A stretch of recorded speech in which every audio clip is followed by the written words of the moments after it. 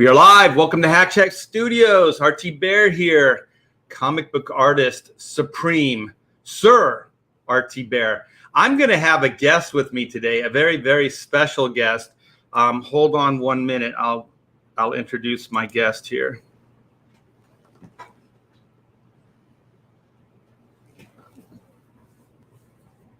Here he is, the one, the only Inko.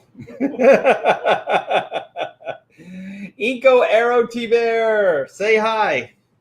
Hey, what's up? Yeah, he's a little wet. He got whacked with the hose. Yes, we went to breakfast with him, and actually, it was a great breakfast. My wife and I, we went out and got breakfast tacos. They have breakfast tacos here in Texas. They don't have those in California. Weirdly enough, they don't have them in California. So we started talking. I guess Kevin Smith's been in the news because of the He-Man and some other stuff. And I know some YouTubers are having a problem with Kevin Smith. So I just started talking to Pamela about that. And then she's like, she started talking about my run-in with Kevin Smith. And I'm pretty docile. And the farther away from things I am, I kind of mellow out. But she was very passionate about this stuff. And I think it's because of something Kevin Smith did in front of our daughter, which that will come out in the story. But we have another special guest, and it is my lovely wife, Pamela T-Bear. Hi, everyone. Yeah, so she's sitting here. What is this? This is our Captain Kirk chair, right? Yeah.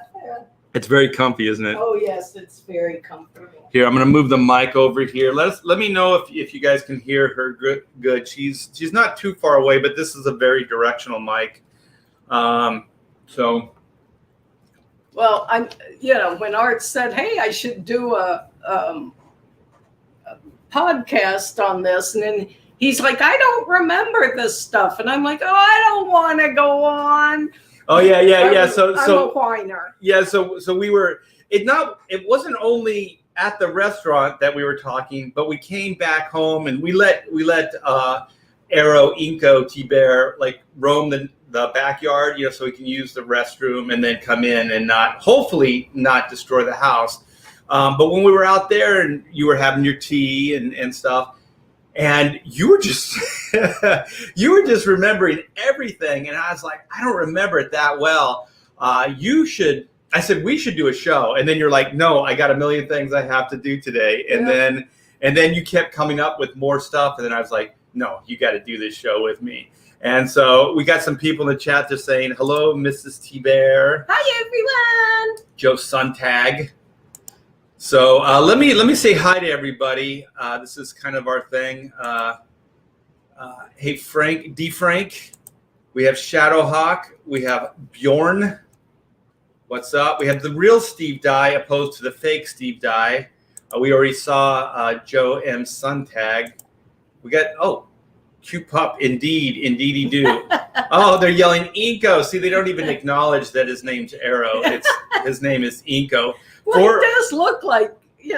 Like somebody spilled ink. He's a white dog, but they spilled like black ink on him.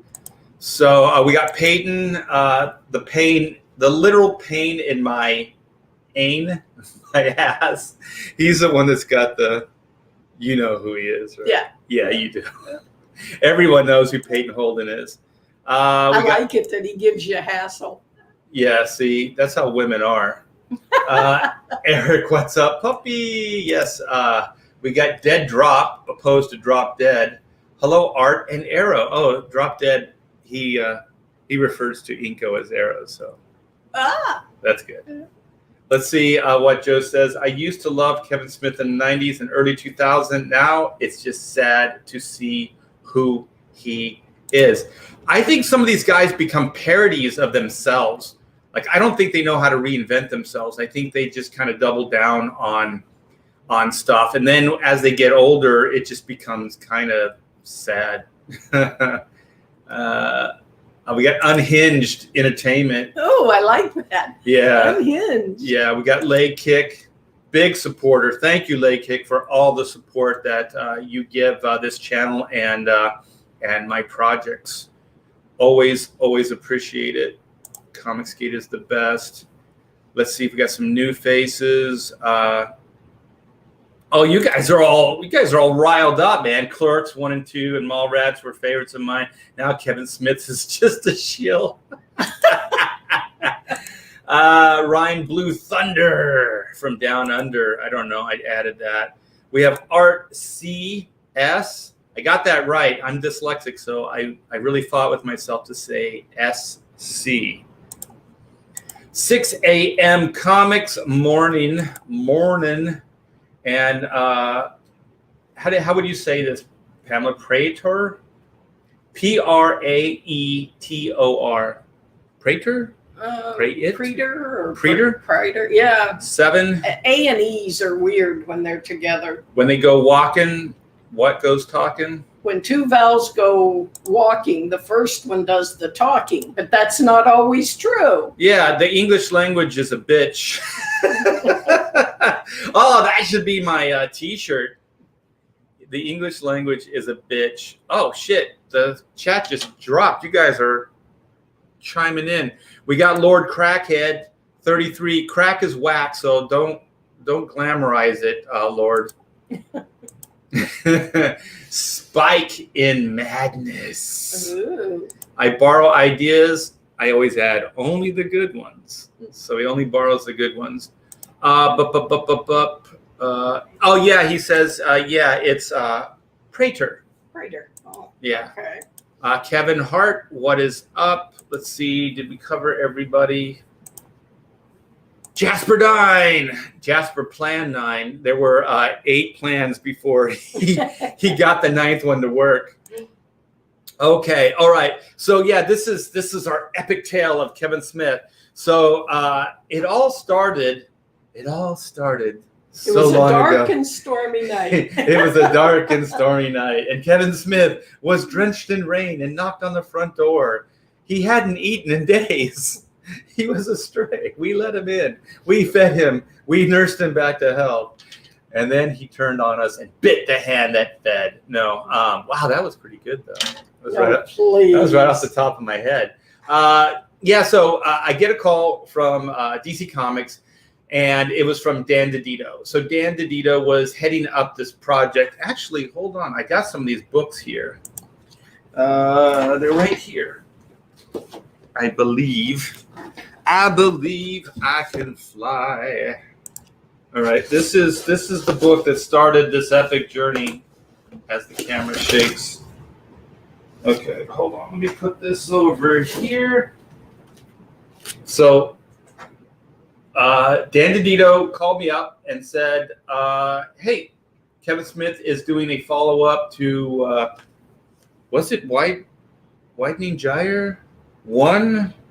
I don't know what. This was a follow-up to some story that he did.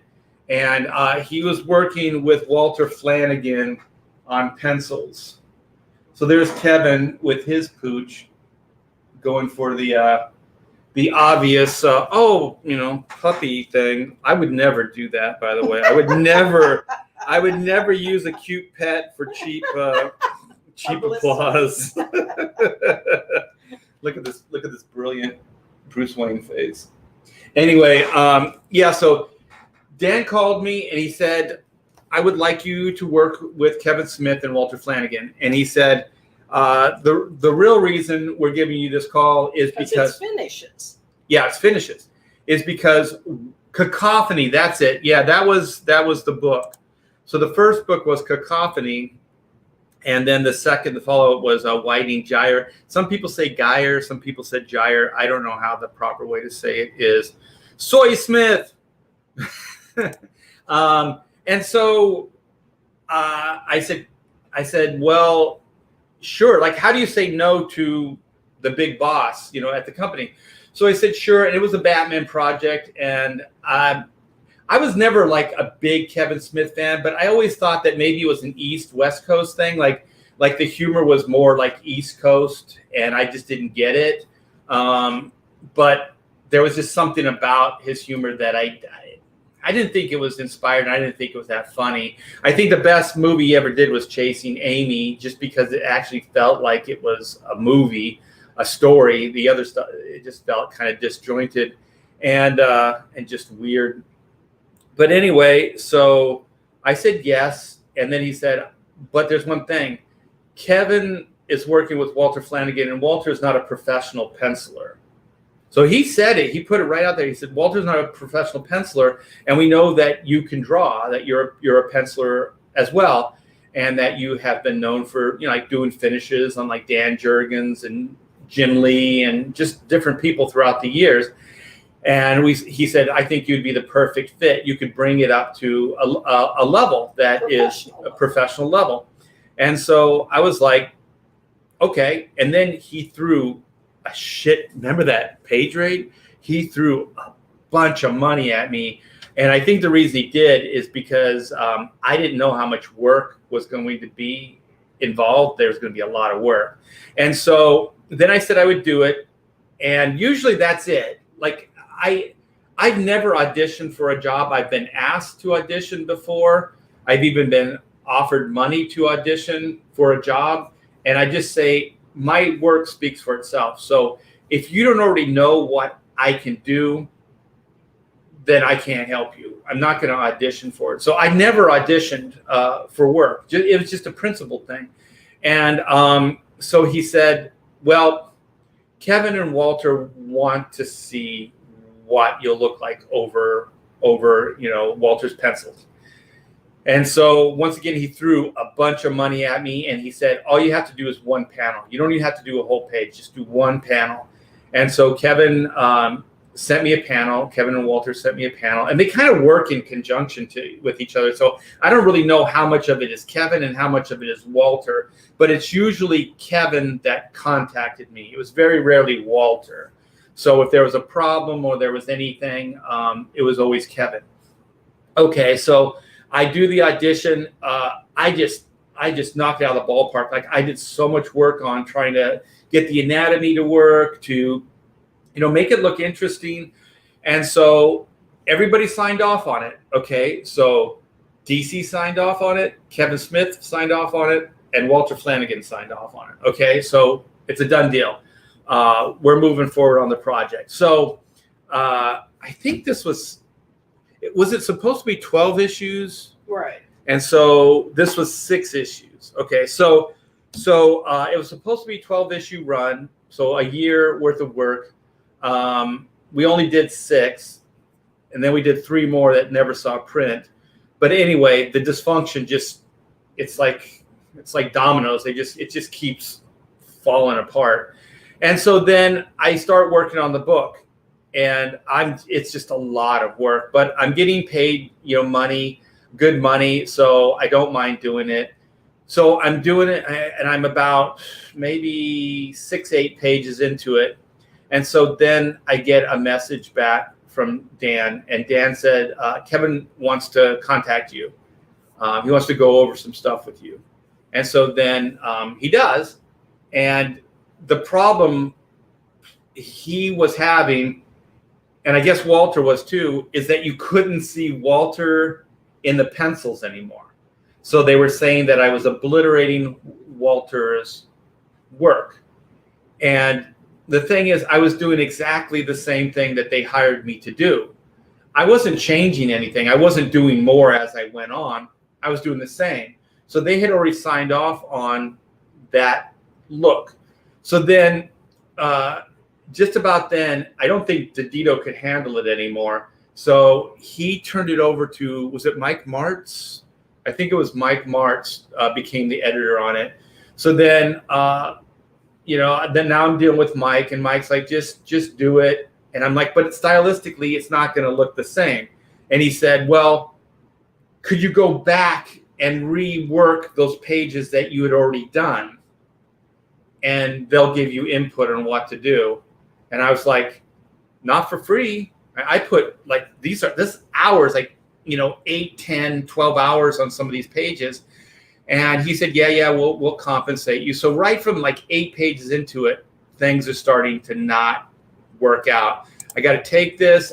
Drew with Elite Comics, $1.99 super chat. Thank you so much. Suppose to be a follow-up.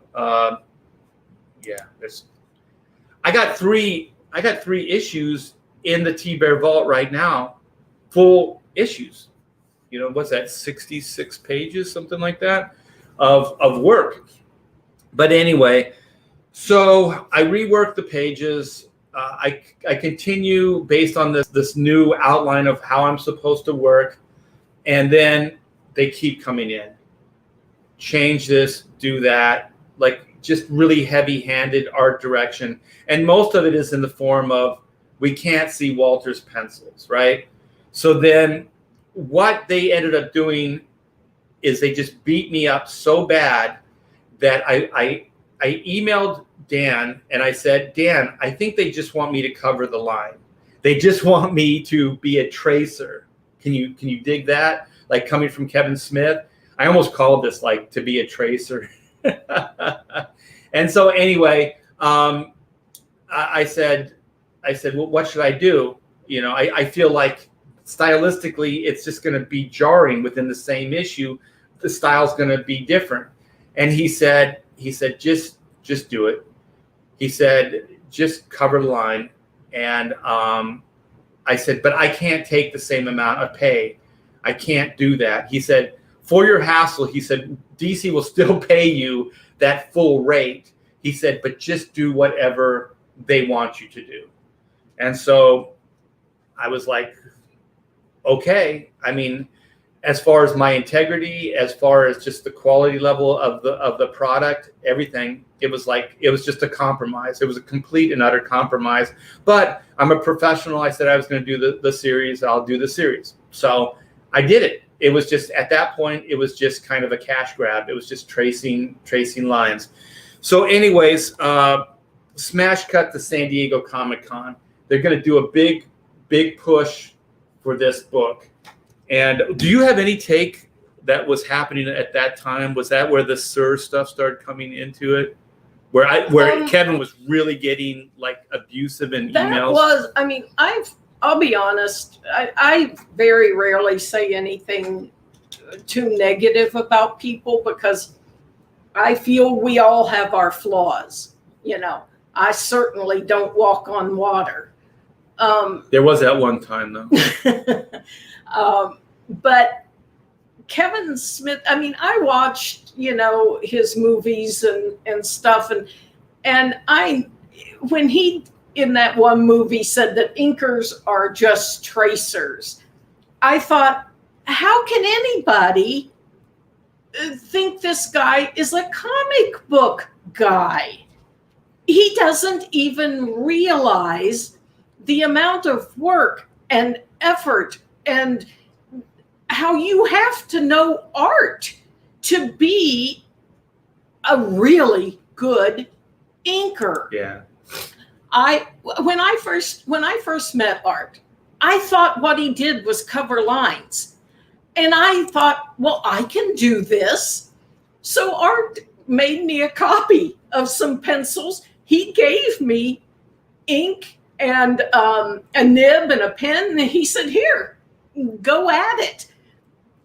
I so quickly realized how it's not covering lines. It's an art form. So when I watch that movie, I'm just like, how can people believe this stuff? Well, and trust me, there were ripple effects because they didn't, no one ever quoted, what is the actor's name? He was in that My Name is Earl, because I think he was the inker in that. Jason Lee. You know, because then Jason Lee defends it and says, no, inking is nuance. Inking is this, inking is that, and all that other stuff. But that damage done, right? No one remembers that part. They only remember like inkers are tracers. Right. So people would come up to me at conventions and they would think they were like being funny, like, hey, tracer, you know, stuff like that. And I was like, oh, thank you, Kevin. Don't do us any favors, you know?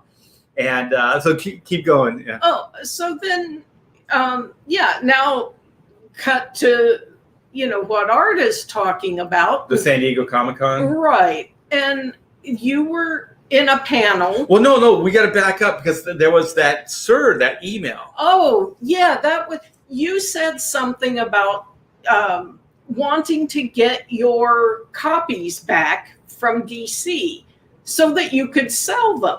I already had all the pages.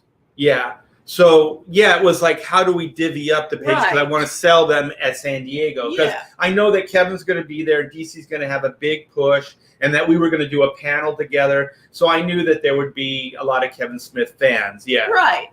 And so he answered you back in an email that was just basically degrading, in that he told you, no, you are not allowed to sell any of the pages, because he had a plan for the pages. And then I asked him, what's the plan? The plan? And that's when he did. Right. Yeah. And then he said, you are just going to have to trust me, sir. That's why I said Sir Tibert, because here in Texas, like, people say sir as like a term of respect. Like when I grew up, and when you grew up, remember, it was like, yes, sir, yes, ma'am, that type of thing. But when people in California and Hollywood do it, it's meant as a slight. It's a slam, like, yes, sir. Because it was also, right, it wasn't just that one. He would say something and then he'd be, sir, or he would start like, sir, I expect you to just kind of like fall in line, right, sir. And then it was like, just trust me, sir. Like, that's how the email was. It was like very like either would start with sir, and then it would just be like a real clipped line, and then either it would start or it would end with sir. Like, I expect you to just trust me, sir. Okay. So I went, okay, let's do this. Because I'm thinking, well, he did actually come clean with a little bit. He goes, well, we can sell them at the show. So he goes, I have a person, it's all set up, and just bring the pages and we'll sell them at the show, right? So smash cut to San Diego Comic-Con. It starts with the panel, right? Right. So Art, Walter Flanagan, and Kevin Smith are doing this panel. But okay, I'm sorry. I'm trying to give like the whole context. So we're at the panel. You were like really nervous. You're like, you got to get in there. You got to get in early. You got to, like, right. Because I usually am just like, even with the professionals, I just come in like last minute. I don't hang out with those guys or anything. I think it's because I get nervous. So I just want to get in and then just move with it. And so, I think you were a little nervous because it was a huge panel. Remember that line and everything? Yeah. And so we're with our daughter, Amanda, and she was probably around. She was in junior high school, I think. 13, maybe. Yeah, 12, 13. 12, 13. So she's still young. There was other children in there in that panel. So then I go in, and then there's Dan DiDio, there's Mike Martz, and there's Walter, and then there's Kevin.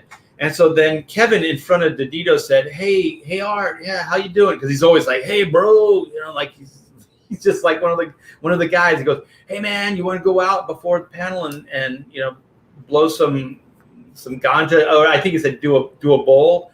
And I was like, I just looked at Dan like he's my boss, and I'm like, I'll pass.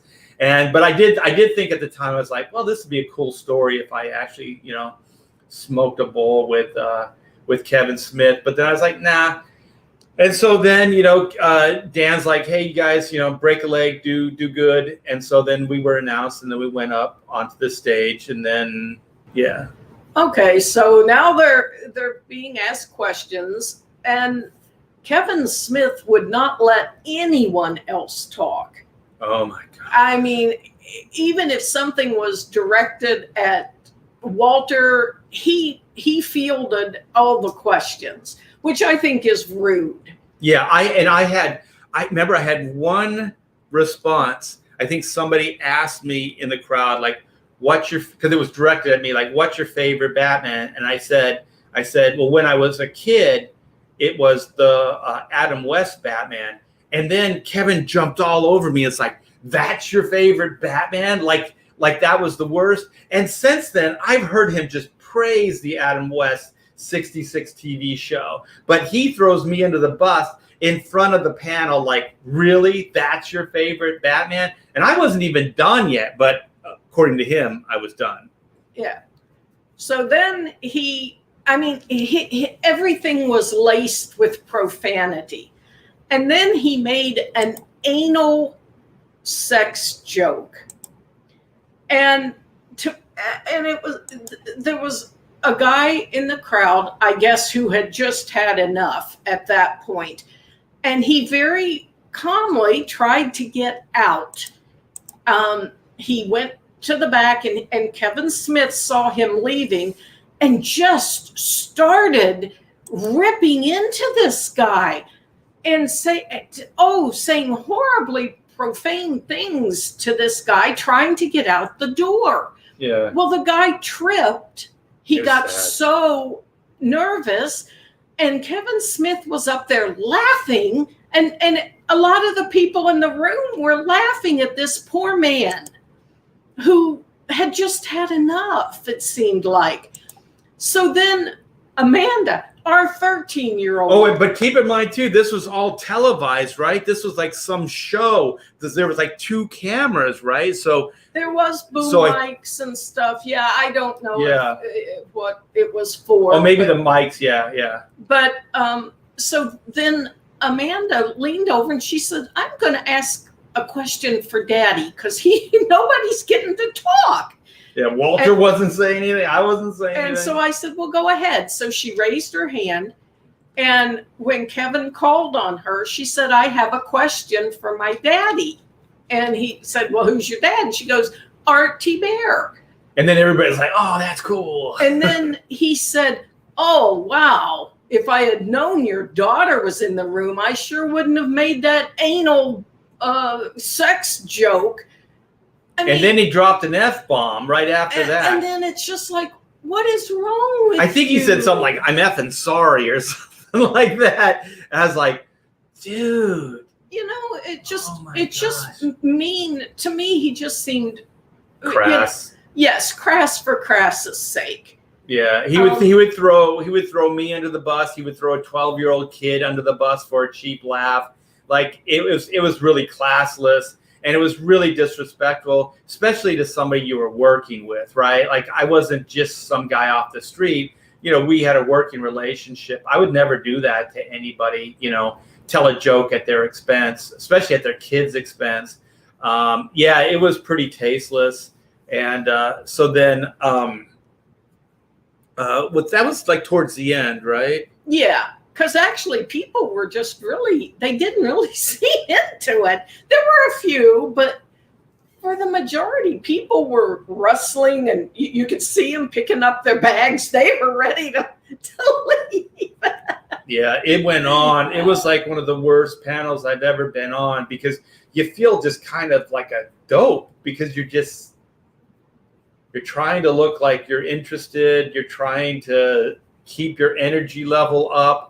And that guy's just talking, and just not like people like at those panels. And even when I host, my YouTube shows and channels, I try to like bring people in. Like, so how do you feel? How do like try to get people to talk? And I just think it's, especially when you're kind of hosting something, I think it's your obligation to do that.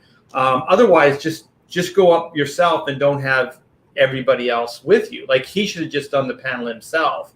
And I just thought it was really rude that he didn't incorporate us into anything.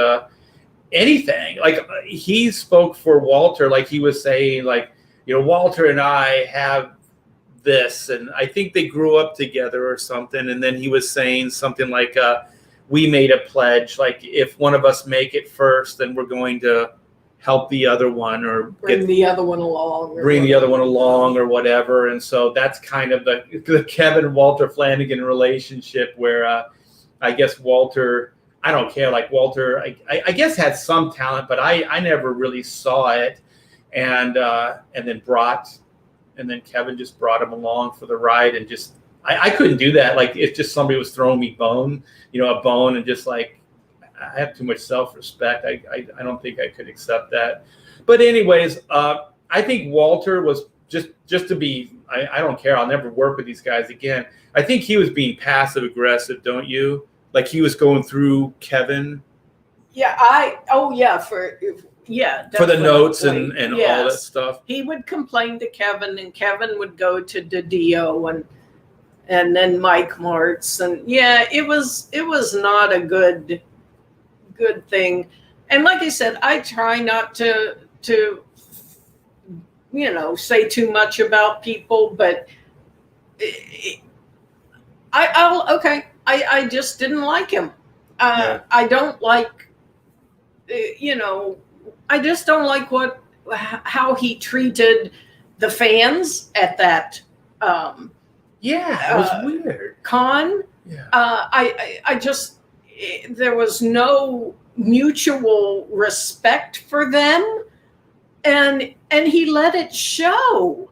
And no mutual respect for the people that were working on the book either. Right. And so you guys, please forgive me for, spouting my observations of watching this man and just going, I don't want to be near him. Yeah, it was weird. It was like, oh, this is the great Kevin Smith, So I thought, like I had my own takes on Kevin Smith. I just thought like it was humor that I didn't get. I didn't get the sensation that was Kevin Smith. So I was never that taken by him. And then when we hung out, I was thinking like, oh, well, I got a chance now to see what he's all about, like the Kevin Smith charm and magic. And he was attacking some guy because some guy misspoke and called the character in the book Vicky Vale instead of whatever the character was. And then he just kind of like, you don't know the difference between Vicky Vale and this other character. And he was just kind of like, digging into really, it. Right. Digging into the guy. And I was like, holy shit, dude. He even turned on me when I said Adam West. And I was like, dude, I was 5 years old when I was watching that show. Like, you're attacking a 5-year-old's taste. But anyway, so that is why I, came on today, because Art was like, I'll never,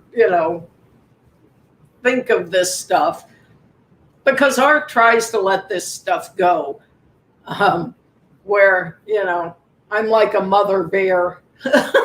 I think women have this kind of way of remembering stuff like this more so than guys usually. I mean, there are some guys that get hurt and then never give it up, but well, it just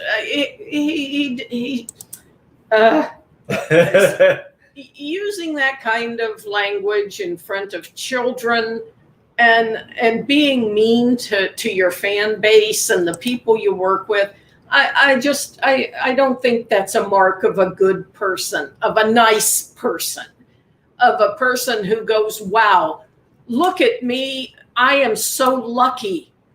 It's more of a look at me, I rule the roost. And it just leaves me with a bad taste in my mouth. Yeah, I like people that are generous, like in conversation or when they're creating with other people, where they're like, look at this guy, look at that guy. Because especially like if Kevin Smith did that with Walter and me, it wouldn't have taken anything away from him at all. You know what I mean? Because he's Kevin Smith. So it's so weird, like when people in those positions aren't generous, with stuff. And I think especially to their fan base. Yeah, he was kind of a jerk. Looking for things just to, make fun of people. Yeah, somebody says more class in Pam's Pinky than Smith has overall. You're so sweet. People are saying, like, you're so sweet. Referring to you as a mother bear, Pam. Bear. I am a mother bear. I wanted to put my hands over my kids' ears and every other kid's ears. Yeah, like I'm not a prude at all. And my wife isn't either. She just has standards. Like, you know what I mean? But like when he was saying that stuff in front of Amanda, I was like, it's a 12-year-old little girl, you jerk. And you're doing it, it's all recorded and everything. Wow, I was just like, this is just nuts. And then after that, you have you want to take off, or you want to continue to hang? Yeah, because I have to go get our puppy some medicine. Yeah, he's got the shits.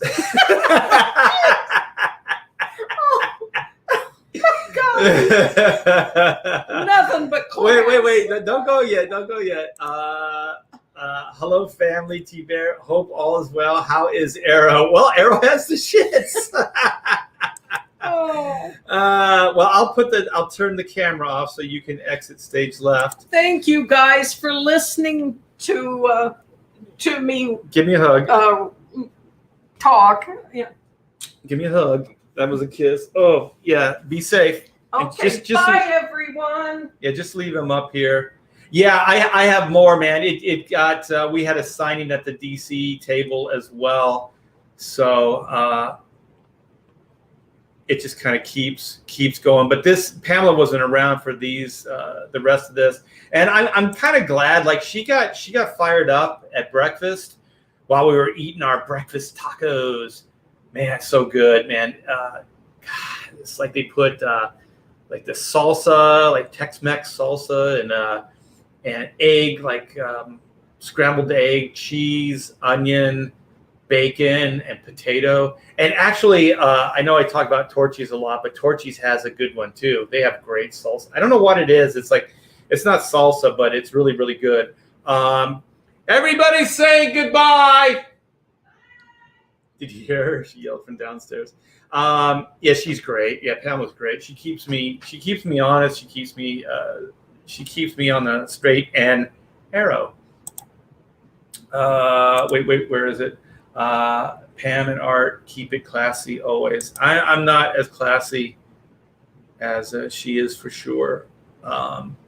Yeah, so then, you know, we do the panel. I'm feeling just worn out. Like I just have no energy.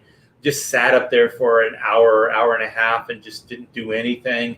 You have to try to look like you're interested. Like, yeah, that's a good point. You know, nod your head a lot. Yeah, I get it. Yeah, it was tough or whatever. Like that's all you can do is like you learn pantomime, right? When you're at those things, just like, yeah, good point. You know, but you can't really say anything because the guy he never stops. And so we did that. And so then we walked over to the DC booth. And so they have like a little green room section at the DC booth area. It's like, you know, they have food and snacks and places you could sit down and tables and stuff. And so we went into that. And so it was Kevin, Walter, and myself, and Kevin Smith's family was already there. So he has a wife and two little girls. And I think one's name was like, oh my gosh, what was it? It's like Harley Quinn or something like that. I think they have like comic book names. And so we're in there, and then he's kind of warm. Like he was like, this is my wife, here's my daughters and stuff like that. The daughters, to be honest, I'm sorry. I mean, I'm just projecting here, and this is just based on, there didn't seem to be any warmth there. I know if that was my kid, she would have came over and hugged me. But they were kind of with their mom, and there was like this wall between them, and he didn't go in and hug his wife or anything. It was just kind of awkward. Like they were a family, but they didn't seem like they were that close. But anyway, yeah, I guess we were waiting for the other, because they have like at the booth, they have like this little platform area, and they have like this table, I guess. And so then, you know, like they have, I guess it's like panelists, and they have them come on there and they sign autographs, they do drawings or whatever.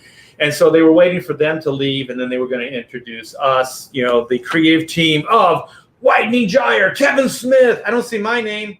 Oh, there it is. It's not up here though. Okay, so I'm obviously not the name that's going to sell this book, but who cares?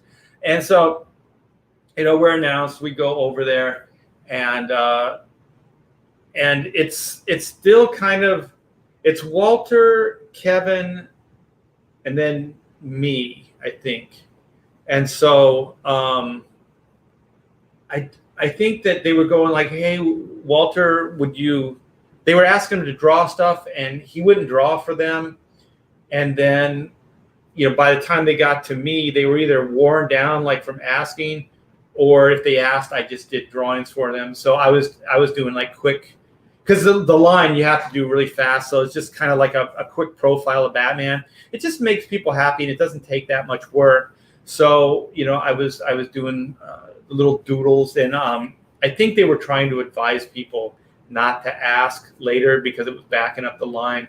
But it was just kind of like three guys that didn't interact. Like, we didn't talk. We didn't really do much. Kevin did most of the talking. It was still pretty awkward. I know that there was a photographer there that took pictures, and I had a friend that took pictures, but I never saw any of those pictures. That'd be kind of cool to have. Just, I don't know, just to say that you were there. I do feel like most of my life is kind of like I say things that happened, but I don't have any real proof that they happened. So if anybody was actually going to call me out, it's like, how would you prove it?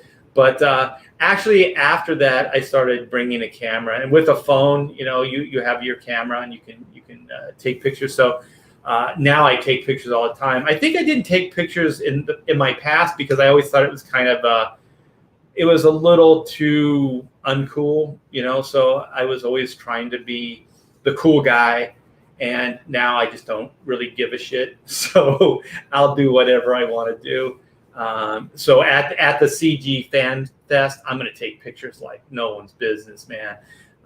Take pictures with Cecil. That'd be so freaking cool, man.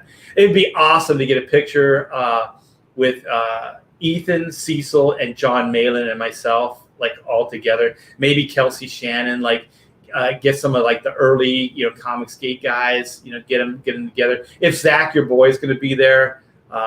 Oh my gosh, that would be a picture I would cherish. I sure as hell would. I'd probably hang it up in the studio here. Those guys are pioneers, and I have the utmost respect for them. They are kick-ass gentlemen, unlike Kevin Smith. Anyway, like that's my Kevin Smith. I'm glad that my wife kind of got fired up. I think I've mentioned, some of this stuff before, but I never really got into this kind of detail. But yeah, it's, you got a good woman when they get mad on your behalf and they're kind of ready to throw down, and defend their man, stand by their man, like the song goes, because after all, he's just a man. Stand by your man. Let's see what Django says. Not a fan of Kevin Smith's work anymore after his week and after this week, and the Silent Bob reboot movie was awful. But still major respect for real comic creators. Brah. Oh yeah, I have a theory about Kevin Smith. I think there are people that do, and there are people that talk. Like, I can talk sometimes, but then at some point I was just kind of like, just do it. Just do it. Don't say what you're going to do. Just do it. Because I started seeing like that the people that talk a lot aren't really the people that are doing stuff, right? They're always trying to sell something or make themselves seem like something that they're not, but they're really not doing it. And so always in my career, I was like, I'm not going to say how good I am. I'm just going to prove it to you. Like everything I did to the fullest extent of the time I had, my abilities at the time. Like I shouldn't say I never phoned it in, but even when I phoned it in, I felt like if I toned back 10% or 20%, it was still, on a professional level, right? Because I always thought my high bar was fairly high. So even if I dipped below it, I would know, but I didn't think many people would know. And I only did that, when there was no time to do it. Because sometimes you just don't have any time. So you just have to do with what you have. And so that's always how I was like, I'll just prove it with the work. And since I started, being more independent minded and publishing independently, my philosophy's changed a little bit. I still have to prove the work. The work is worthy. It's good. But I also have to talk it up. You know what I mean? I have to do that. So for somebody like me, it's really hard because I've never been that guy. So this is kind of like retraining yourself, because I can't, like on some of these projects, I can't just go, here, it's self-evident, because it hasn't been done yet. So I have to say, kind of like, trust me, this is going to rock. You know what I mean? Like back this book, I'm going to give you the adventure of a lifetime, that type of stuff. So it's a little bit different now. So, I'm kind of training myself, but I still have to deliver the goods. It still has to be good. And, my wife would say stuff to me, even around the house. She'd go, nobody's going to know. Like, you're changing that nose, or you're like redrawing that hand for the third time. She said, nobody's going to know. And then I said, but I would know. I kind of do it for myself. Like, if I know I can do better, then I'm going to keep going until I can get to that point. You know what I mean? It's just kind of my nature. And I do know that this philosophy works, because I had friends that I came up the ranks with in comics, and they, we work in the studio together. Sometimes they would visit me and hang out in the studio, or I'd go to New York and hang out with them in their studios and stuff like that. And they'd watch me work and they'd go, why do you work so hard? Like, you're putting so much time and effort into that. No one's going to know. And I said at the time, I don't know any other way to do it. Like, this is the only way. I don't know how to take those shortcuts. I don't know how to do that. And then they would say, if they pay me this much money, that's how much work I do. If they pay me more money, then that's how much work I do. And I said, I'm just kind of not wired that way. If they paid me $10 or they paid me $1,000, I would give them the same work, because I just don't know how to do it any other way. And so at the time, I was feeling like I'm just not being a professional. But then, I kind of look at their careers, and then, because this was early on, and then I look at like where I am at now, and I think I had the better philosophy, because I think inevitably I did make good money. And I made it consistently, because I got really, really good. You know what I mean? Because of that kind of idea of how to work, like the work ethic. And those guys were still doing the same thing. Some jobs, they were getting paid more, but most of them, they were getting like the lower rate stuff, because that's what they were known for, because that was the majority of their work. So when you look at their body of work, it's that. When you look at the body of my work, it's not. You know what I mean? So if there's any young guys out there, always do your best. You're only as good as your last job. And, people will look back at the work and it'll speak for itself. Like, I never wanted to be the mouthpiece for my work. I just wanted my work to speak for itself. And like I said, it's changed a little bit over the couple years that I'm indie publishing now. But to the Kevin Smith point, so that's my long way of paraphrasing, is that there are guys that do and there are guys that say. And I've met a handful of people like this. So I don't really know Kevin Smith that well, but I know some of this personality type, because I know these people. I've been close to them. And I'm not going to name names. In the past I have, but I'm not going to name names. So I kind of understand like some of the takes, like like how to, all life is like, over the years, you kind of like, you have like these categories, right? Like, I've met this type of person. So then you log that away. So then when you meet another person that has those personality traits, you put them in that category, right? I think it's just survival. Like, you have like, this guy is the obnoxious guy. This is the overthinker. This is the shy person. This is whatever, so you kind of do those things. So, I was pretty familiar with a type. And I already had been kind of monitoring Kevin Smith.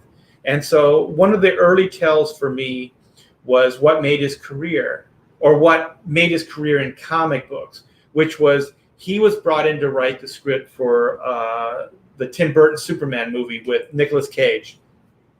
And so then what he did is, after it was safe, he came out and blasted the movie.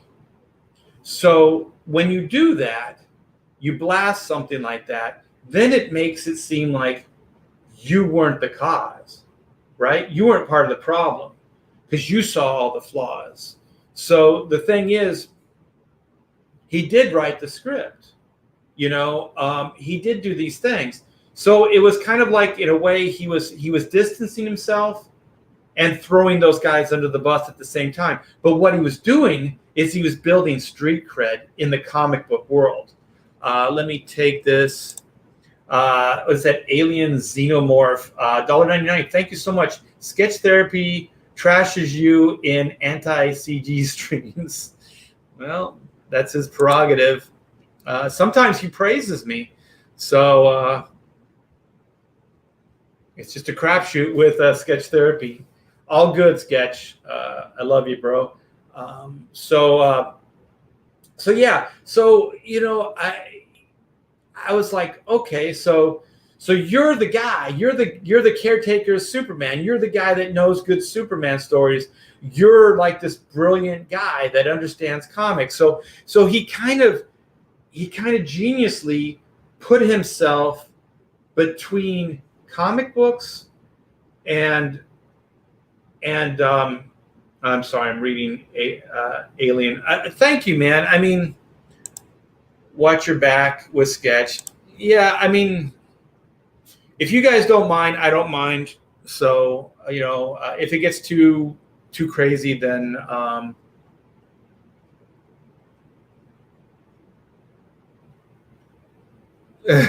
he lives through super chats everywhere. I don't think I've ever even given a super chat before. I don't even know how to do it. Thank you, though, Alien Xenomorph. And you don't have to pay me to do that. If it gets too much for you guys, then just let me know and I'll kill the stream. But if you guys are fine with it, I'm fine with it. So like the new Masters of the Universe? Yeah, I don't know. I was too old for Masters of the Universe. I didn't see any of the merit in Masters of the Universe. But anyways, okay, so I thought it was genius at the time. Like, I understood what Kevin Smith was doing. He was like a voice between comic books and film. So he put himself right in the middle. So he was kind of like, in the early days of comic books, like before the big film boom, he was the guy that was like, he was the liaison for comic books to Hollywood. So then a lot of comic book people gave him a lot of credit and were like, oh man, he's speaking the word, he's the guy that gets it and he's going to, spread the word to Hollywood and all this other stuff. So a lot of, comic book people thought he was the second coming. And maybe he was, I don't know, but I saw it as a real kind of good branding move for Kevin Smith, right? And so then I just watched his career, and then I realized, like, what Kevin Smith is he's not so much a creative person, he's a brand. Like, Kevin Smith is just a brand. He's not really a creative person. Like, he had some early acclaim critically and all that other stuff, and then financially. So, but that was early on. But then he kind of just, like I said earlier, he became kind of a parody of himself. And then this is when I knew that he was kind of a poser, is when he was slated to write the Green Hornet. I think maybe even direct it. This was before the kind of campy one that they eventually did do, which I didn't mind. I thought it was kind of cool. what was that stand-up comedian? I can't remember his name, but anyway, he was attached to that. He got a bunch of publicity for that. This was going to be $100 million production or whatever. So there was a bunch of money, and everything he had done before then was like low budget, right? So then the profitability was easier. It was easier to recoup the costs, right? So then Kevin Smith backed out of the Green Hornet project, right? He backed out. I believe the reason he backed out is because if that movie flopped, it would tarnish his brand. Because just think about it. He's the guy that was like, I know comic books. He's the self-proclaimed guy. Hollywood doesn't understand, all that stuff. So he's the one that understands the flaws. He's the one that sees it, right? So if he would have put out that Green Hornet movie and it flopped, his credibility as that person, that brand that he's built, it goes away. It's gone. So at that point, I knew that that's what he was. Kevin Smith is a brand. And you know what? I just want to be clear. I'm not judging it. I'm not saying it's good. I'm not saying it's bad. I'm just saying it is. It is what it is. And it works for him. That's fine. But like I said about like judging people, you meet certain people, you log it away, and then you kind of understand personality types. And in this industry, there are people like that. And you got to watch out for them because, quite frankly, they'll fuck you over for a laugh, for praise, for anything. It doesn't matter to them because it's about the brand. It's about that moment in time. It's not about the project. It's not about anything beyond that. It's just about building the brand. So Eric McIntyre, $5. Thank you so much. Alien Xenomorph is a liar. He dislikes sketch and stirs up drama. And Xenomorph tries to pull in creators by sending drama super chats. Oh, well, thanks. I don't think it works. Like I said, I love sketch. And we're all entitled to our view. And like I said, if you guys get tired of it, then let me know. If not, it's all good. It's all good. Xenomorph. Sketch Therapy is a broke crybaby. I don't know about that. It's all good. Hey, we got Raging Golden Eagle in the chat. I wonder why he decided to throw it all away. Now, Kevin Smith, I think Kevin Smith is just throwing up Hail Mary passes. I don't think he understands the industry. I don't think many people do. So, like I said, I think Kevin Smith is a parody of himself. I think he's older. I don't think he understands what's clearly happening. Hell, I think most people don't really understand what's happening in Hollywood, in TV, in comic books. Things are shifting and changing so quickly. It's kind of hard to keep track of stuff. So I think he sells things on controversy. That's his thing. So he says outlandish things. Oh, thanks, man. Wait. It just jumped. Sorry about that. Where was that? Oh, cool, man. Cool, brother. It's all good. We can all speak our minds. And Alien Xenomorph keeps sending me $1.99 super chats. I'll read them. Yeah. He's kind of a poser, but I don't think for a lot of people, they saw the wires, the puppet, well, I guess that's not a great analogy. They didn't see it early on. And I don't think they wanted to because Kevin Smith was kind of a self-proclaimed liaison, So I know that people like Joe Quesada, there were people that really latched onto him early on. And so I think what they did is they also helped build Kevin Smith's street cred. Like when you work with Joe Quesada on a Daredevil project, that's a real shorthand way of saying that Kevin Smith is the shit as far as comics. I think if he would have led with like Walter Flanagan on an independent project or something like that, I don't think it would have had the same impact. So Kevin came in in comics already as a player. He didn't kind of build a resume. He kind of started on top and got to work with top tier talent. So, I think he's really good at building his brand. I think that he's kind of sells things based on controversy.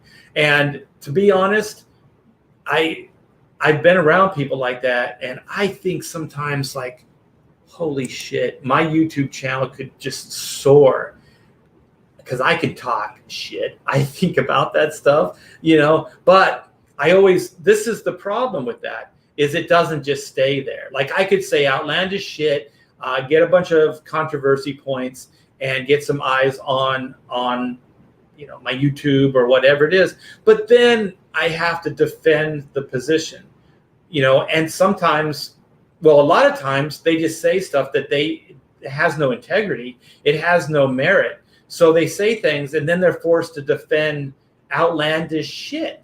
And I never wanted to do that. Like, you have to double down on crazy ass shit that you've said. And I never wanted to defend it. So I try not to do those things because I don't want to defend stupid shit, and also I want to spend my time trying to be, I only have so many hours in the day, and I don't want to spend my time just defending silly shit.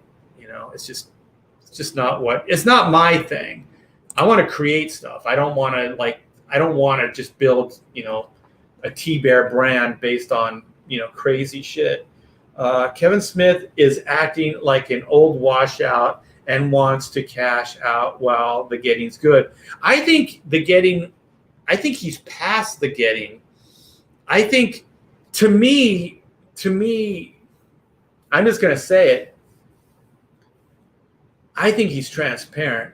If I see that he's just a poser at this point, and that a lot of his career was based on just saying crazy shit, then other people have too. I think if he's going to build his brand, he needs a hit. He needs to connect with an audience again in a positive way, in an entertaining way. He needs to make a film. He needs to write a book. He needs to do something that has critical impact, because if he does, then he'll get his credibility, like real credibility, back. As far as I'm concerned, he's been kind of coasting on 20, 25 years. I don't know how long that Clerks movie was, but I think he's still kind of coasting on that. And I don't care. I mean, if anybody knows Kevin Smith is going to turn him on to this, come on, Kevin, we'll talk about it. Prove me wrong. I tell people how troublesome I was on Widening Gyre. Bring it on, because quite frankly, comic books is supposed to be fun. I've worked with pain in the asses before, and I usually say this, and I've had pain in the ass editors and things like that.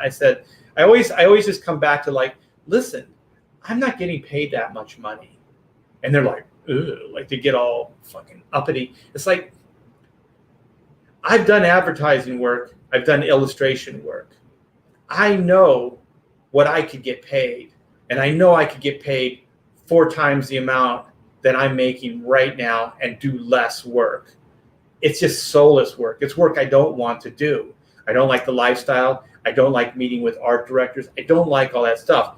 I like comic books. So that's why I'm here. But for the lack of money, I want to have fun. And if you're going to give me a bunch of shit, I don't want to work with you. I remember talking to an editor. He got fired since. Thank goodness. That guy was a pain in the ass. It's the only time I went to my superiors to complain about somebody, because this guy was completely wrong. And he was making my life a living hell. And so, I told him, I said, I don't get paid enough for this. I said, that's it. I said, I quit. He goes, you can't quit. I said, you're forcing me to. And so then I got a hold of Bob Harris, who was the editor-in-chief at DC at the time. And I told him, and he said, don't quit. He said, I'll talk to him. And things were good after that. So apparently I was in the right. This guy was off base. And like I said, he got fired later after that. But like with Kevin Smith, I wasn't getting paid enough. DeDito's a really great guy. I mean, there's some people that blast him. I never had a problem with Dan. I always liked him. He always treated me right. And they were paying me like 3 times my normal page rate to work with Kevin Smith and Walter Flanagan. So the money was decent, but at some point it's still not enough. And, I remember talking to him. It's like, this is just a pain in the ass. If it's not fun, I don't want to do it. And so to the last where we left it is this series came out. I don't know why, but DC put out a hardback after a few months, because this was supposed to be 12 issues. This is only 6 issues. So Kevin Smith, being Kevin Smith, decided that he was going to break Geyer up into 2 parts. And I'm saying this because if there's any fans of this book, this is what happened. This is why there's no follow-up, is he broke it up. And I think it's just because they couldn't deliver. And maybe they just got bored because they're fickle people. Like, Kevin and Walter just didn't stick with the program. And so they kind of backed off. They were going to do it in 2 parts, so 6 and 6. So a few months later, I had to take some other jobs to pay the bills. And so then they started up again. Walter started sending me pages, and there was no love. No one's ever seen these pages before. Like I said, they're in the T-Bear vault right now.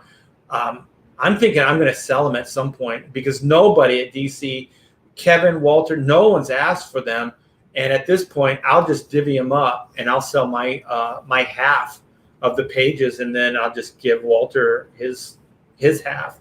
And but when I started working on the second half, there was no love, man. I literally was just a heartless, soulless tracer because they just beat me up so fucking bad. I didn't care anymore. So then, yeah, I just kind of went over the lines. Got the books done. We got 3 issues into it. It looked like a clusterfuck, man. There was no continuity to the story. You could tell just by the panel-to-panel stuff. They were just drawing situations like, hey, I want to draw Aquaman. And so then there would be a page of Aquaman. Hey, I want to do the Teen Titans. There'd be a page with the Teen Titans. Like, it was all over the place. And if anybody wants, contact me through my website if they want those pages. I just ask for, like, I don't know how I would show them to you. Maybe I'll just sell them sight unseen. I'll just put a straight across price on them, and then just kind of sell them, my third or my half, I should say.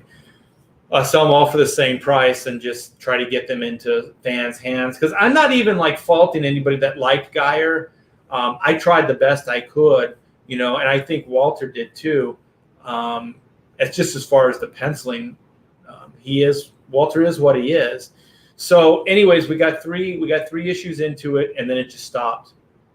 It just stopped for about a month. After that, I kept calling Mike Martz. What about Geyer? What about Geyer? Really no response. And so I just moved on, and the project just died.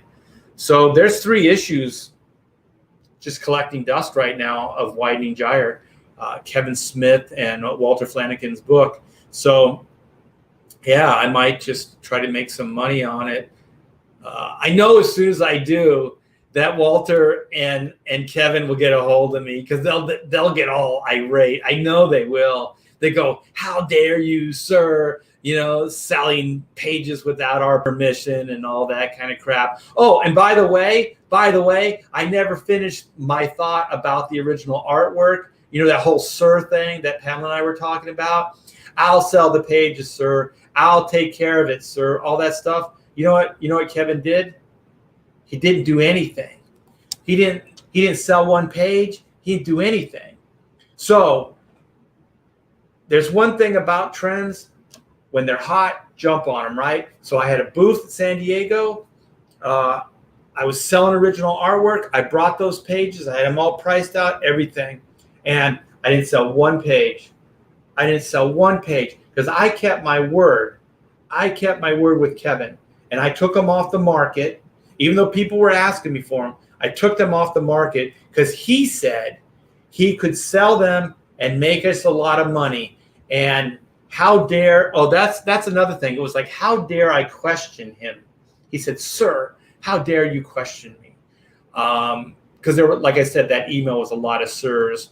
And yeah, just, I mean, I could have made some money at that show, but you know, so at this point, Kevin Smith did screw me. So I should sell them. I don't know why I should feel obligated at this point. Let's see. I read that, and yeah, it was all over the place. What was all over the place? Maybe you guys are talking within the chat. I missed something. Let's see what Joe says. Stories like this make me look forward to having art. Oh, yeah, that's tonight, man. I'm going to be on Joe M. Suntag's Appreciating Comic Book Art YouTube channel. And what time is it? I have it. Is it 9 o'clock? It's 9 o'clock Eastern. So, yeah, that'll be a blast, man. We can talk more about Kevin Smith. I think I pretty much covered everything, though. Lord Crackhead says, screw him. I think he's talking about Kevin Smith, I hope. We have Phil from Zaid Comics in the chat. Yo, Eric. Oh, there's a mutual admiration society going on here. Hey, hey, hey, hey.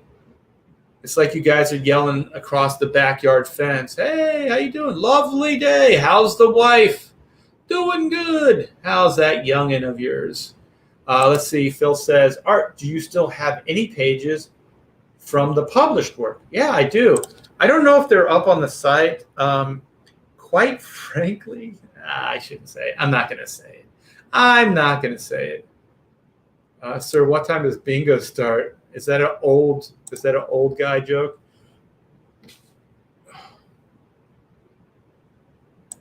Yeah, I think Joe's got some. He's got some ideas. It's going to be fun. Yeah, I've been looking forward to it. You know, I take it seriously when I write it in my little day planner here.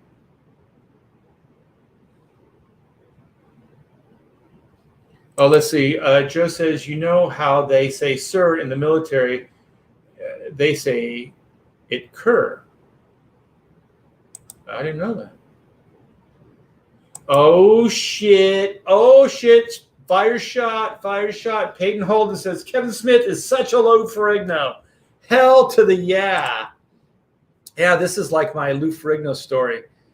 Apparently. I work with some weird people. You know what? The thing is, for me, it's just interesting. I don't really hold anybody in any contempt or ill will. It's just I look at these things as they're just stories. Like this is the perfect place for me to be at this moment in time because I think I'm old enough now that I just don't give a shit. I know my place in the industry, and I know that you can't take that away from me. I have a body of work. You know, I'm fairly secure in what I can do, and I just don't care. So at this point, they're just fun stories to tell. You know what I mean? Like, just like, I can't believe these things actually happened. You know, and comic books is there's a lot of different personality types in comic books. The only ones that I really do hold grudges and things are people that really, really actively go out of their way to hurt me. And there have been some, but I don't think Kevin Smith was trying to do that. I just think Kevin Smith is, like they say, Kevin Smith is Kevin Smith, right? That's just what he does. So that's part of why you try to identify personality types so you understand going into it what they're capable of doing. So when it happens, you're not like, oh my gosh, you know, this guy screwed me over. You kind of know that potentially they can, and if you still choose to work with them, you have no one but yourself to blame.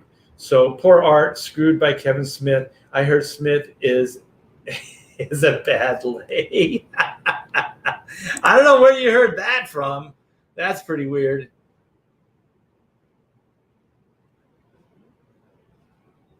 Show is great. All right, I'm going to catch up in the chat, and then I'm going to bid you guys adieu. It's noontime. I'm probably going to get a snack, and then I'm going to continue working on Black and White. I got this, I don't know, this never works, but I want to show this pretty cool shot of black. Yeah, you can't see it. I hate this camera. Yeah, pencil never works. But yeah, I was on a roll last night. I worked until I practically fell asleep. Because when you get into those modes, man, you just write them out. You just write them out. Eric, art.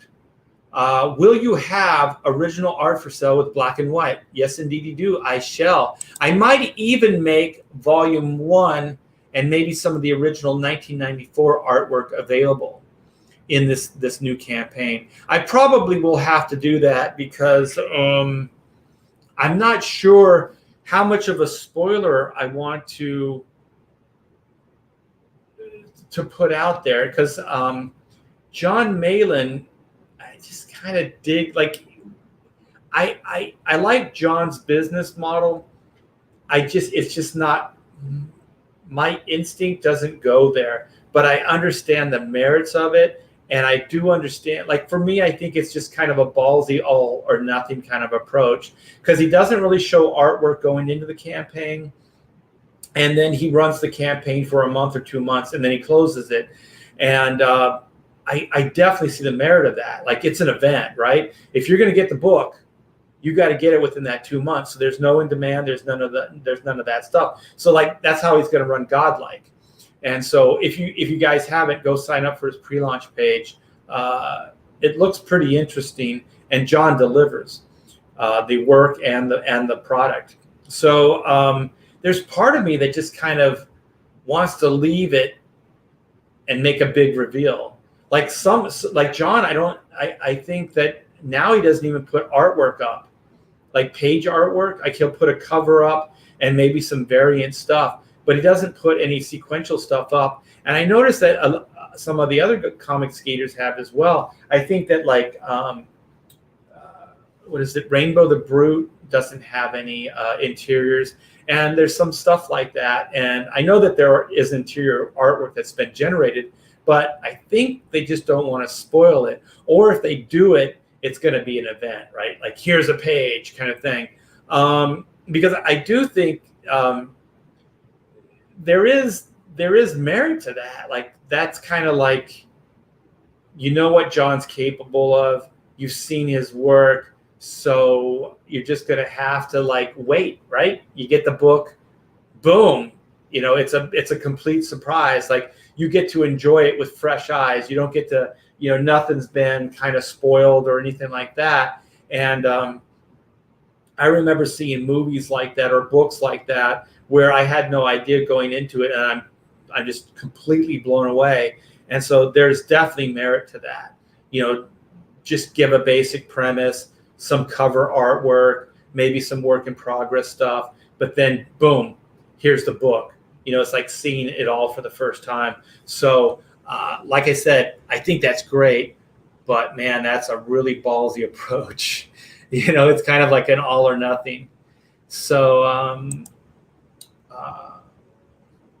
Pedro says, I was raised to call people sir as a sign of respect. I'm in trouble now. Yeah, when I was a kid, it was ma'am, yes ma'am, and yes sir.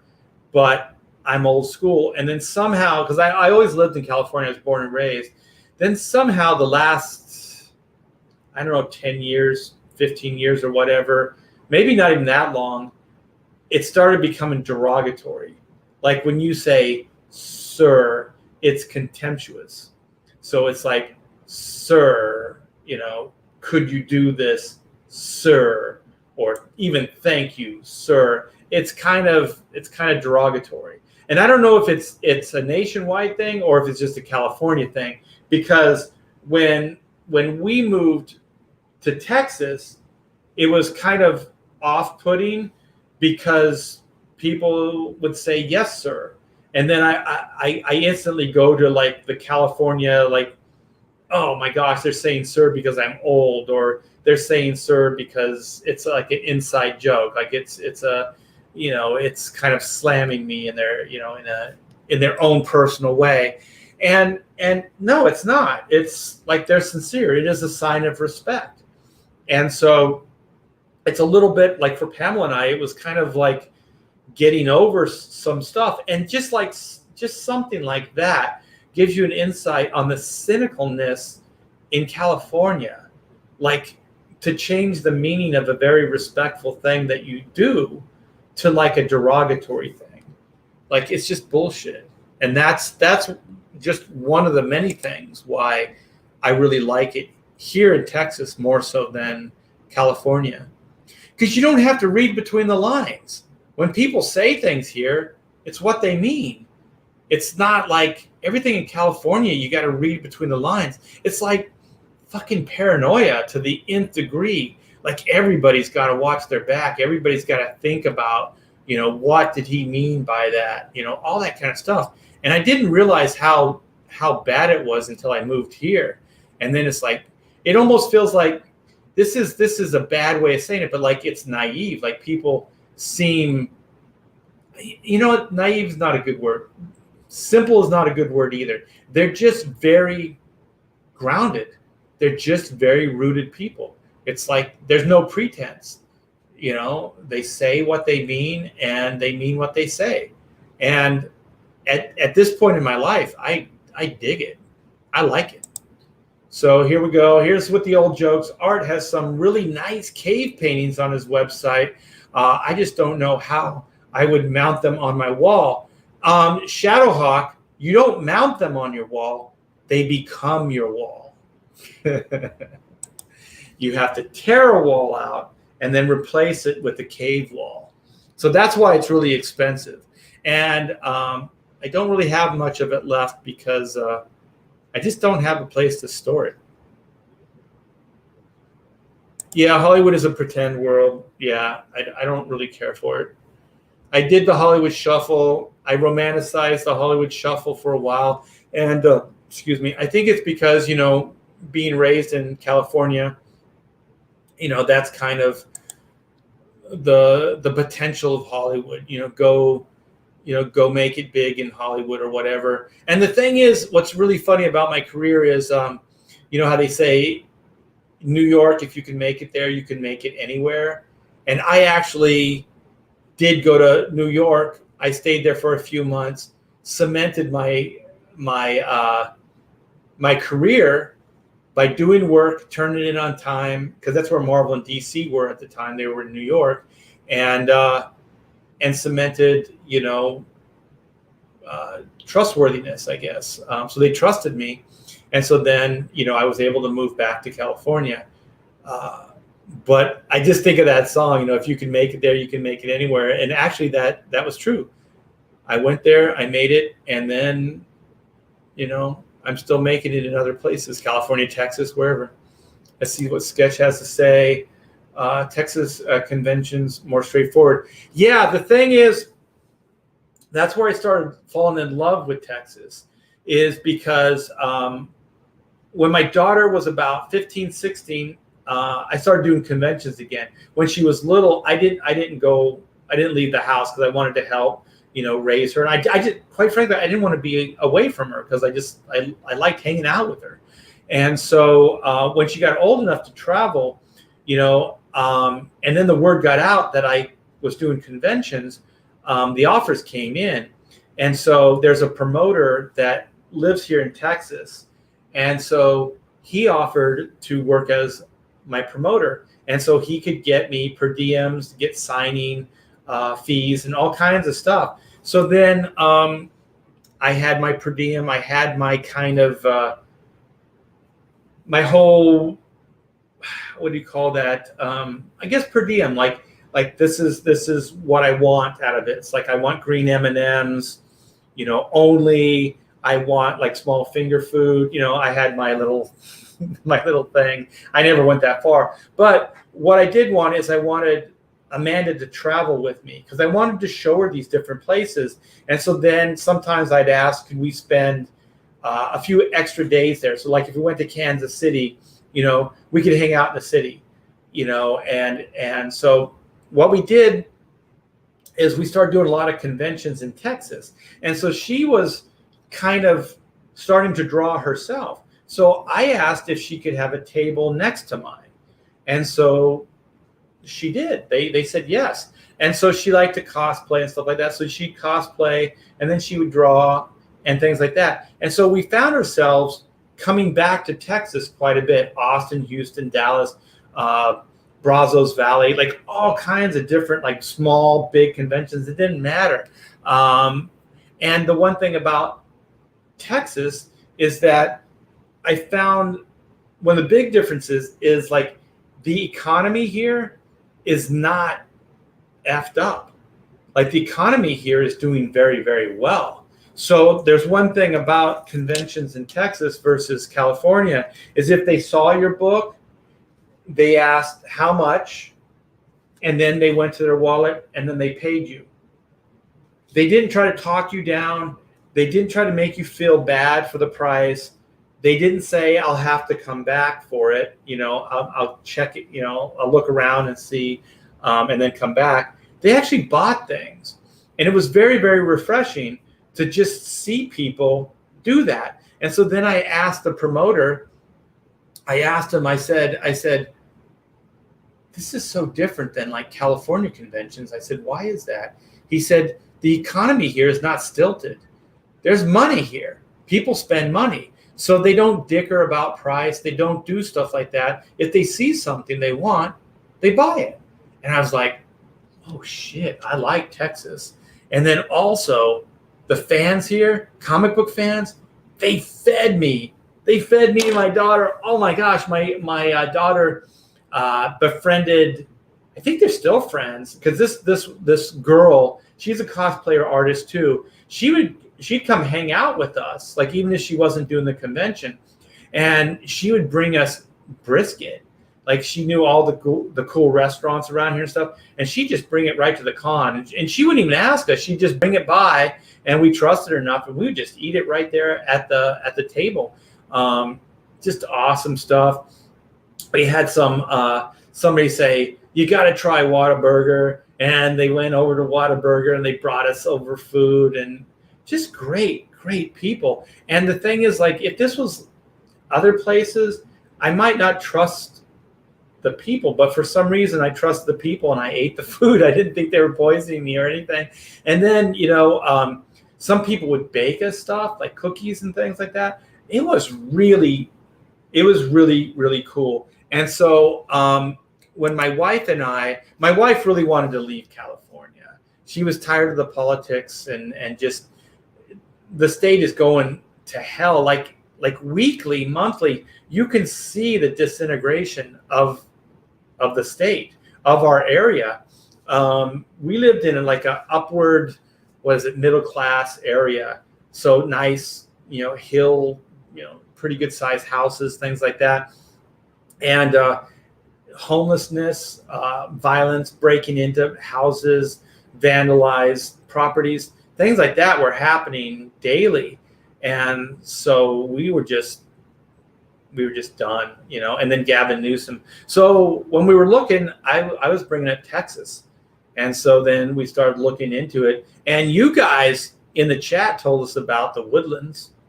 So the reason we live here now is because of you guys in the chat. How about that? You guys, Comicsgate's so freaking awesome that you guys were suggesting places to live. And that's why we're here.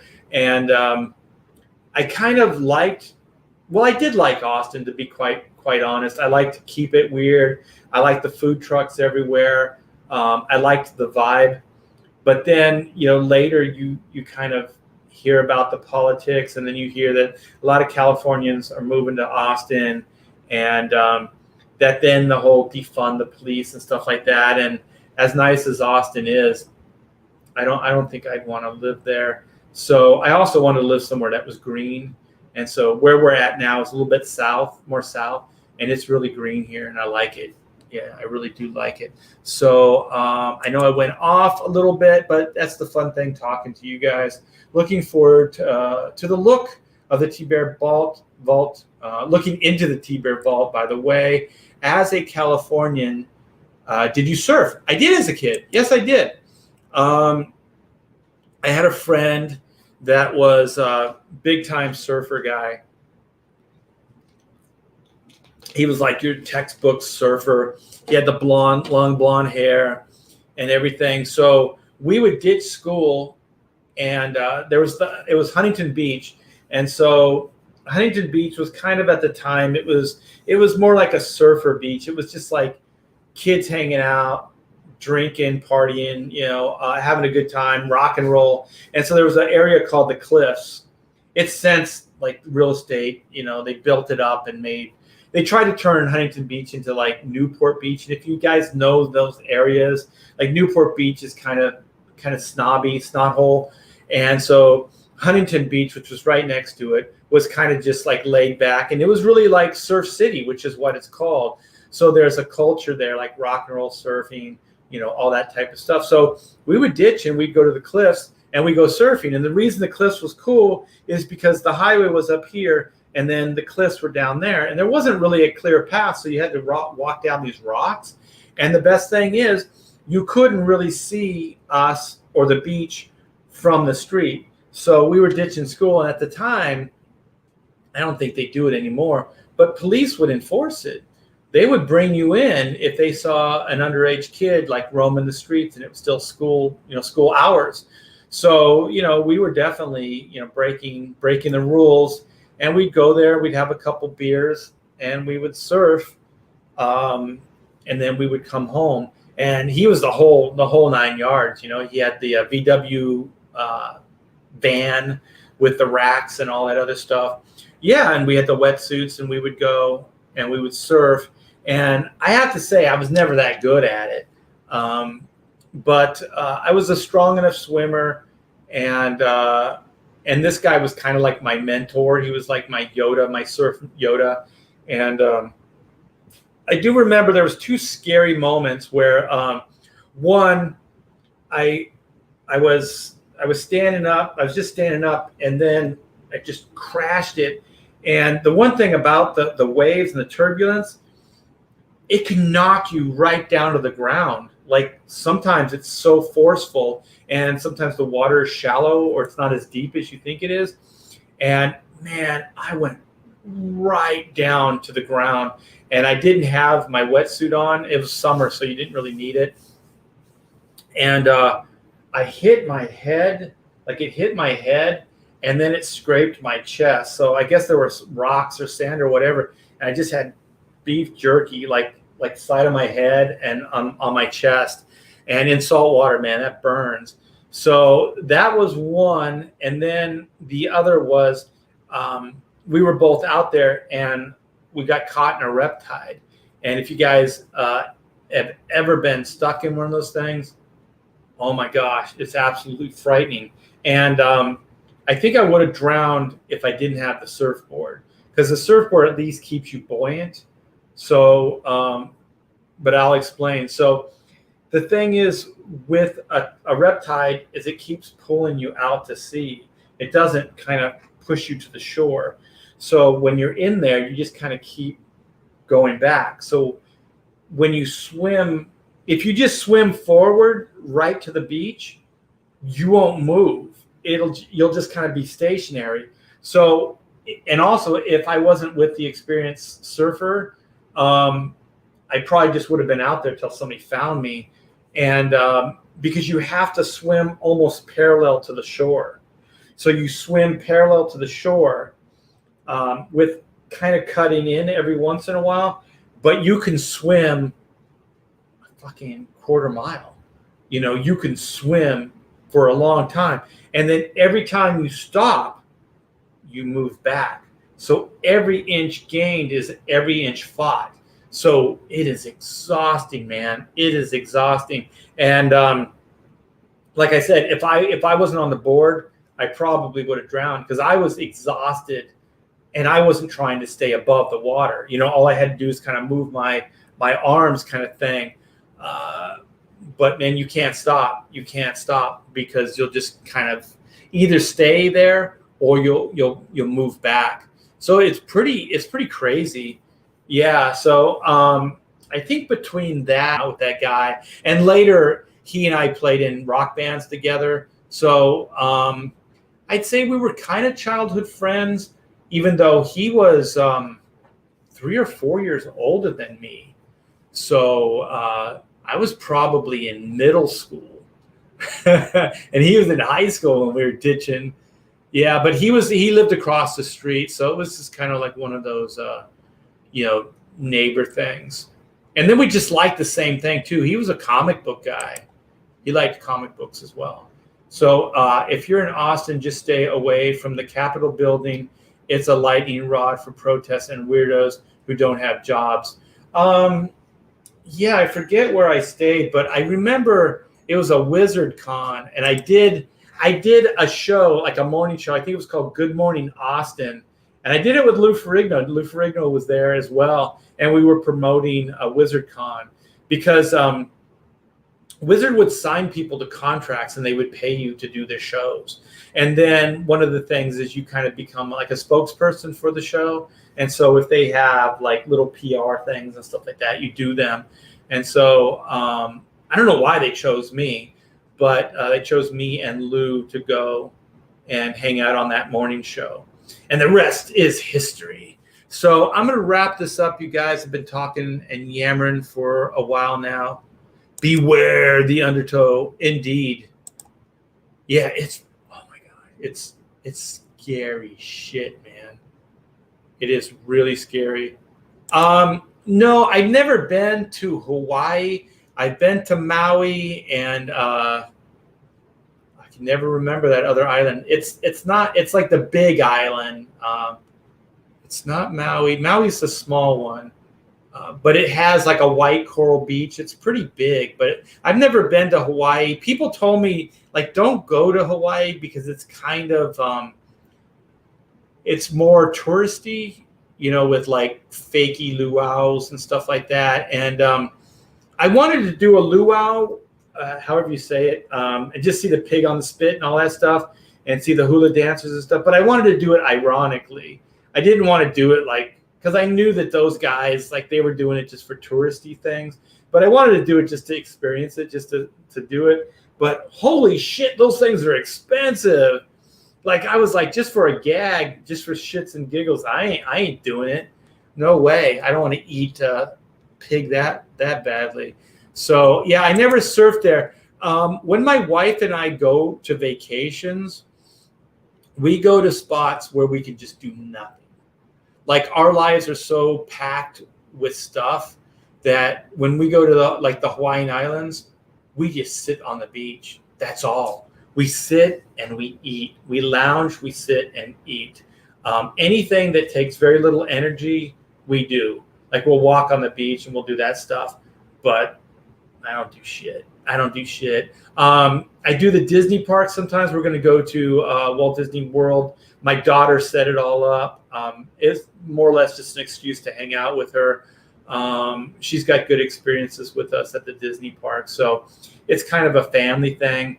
I don't really want to give Disney my money right now. And my wife really doesn't want to give Disney our money right now. But we got a really good package. It's not that expensive. And from here to Texas, from Texas to Florida, it's like an hour and a half flight. It's not that expensive. So it's not that big a deal. Not like it was coming from California. But yeah, that's a lot of walking and stuff. But nowadays I just kind of hang out by the pool at the hotel. I don't do that much.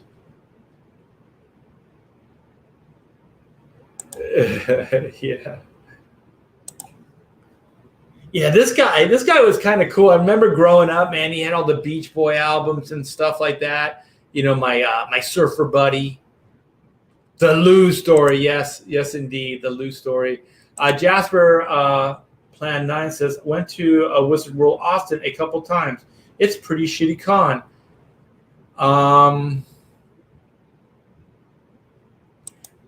It was good for me because I was kind of I was what do they call those, guest of honor? So they would do things like one of the things they did is they had like people that they would have exclusive packages, I guess, and you get an hour to do the show before anybody else. I forget what they call these, like VIP packages. And so then you would get these freebies, or I guess you pay for them, so they're not free, but posters. So there was whoever was part of the VIP would have a poster. So I think there was a black and white poster actually that I did for Wizard World. It was an exclusive poster. And then I think Neil Adams had one, and I can't remember who else. That's where I met Billy Tucci for the first time, like actually met him. Yeah, he was at that show. I liked it. I thought the people were great. Art has a good package. I knew as soon as I said package. Watch Ethan for a pig stream. Well, I'll eat the shit out of a pig, but I ain't paying that much. I dug Kansas City. My daughter really liked Kansas City too. The food is so good. Holy shit. We were actually in the city, so everything was walking distance.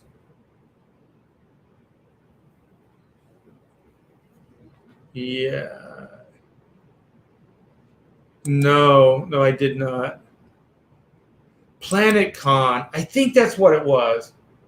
Planet Con. Yeah, it was a great show. Yeah, I did Planet Con. I think Dave Finch was there. I'm trying to think of the other really the bigger guys that were there. Yeah, but I fell in love with the food, man. The food was so freaking good. There's so many places that do good barbecue on this side of the United States. Like I kind of had brisket in California after I tasted it here. California can't do brisket. They think they can do. They can't do it, man. The South.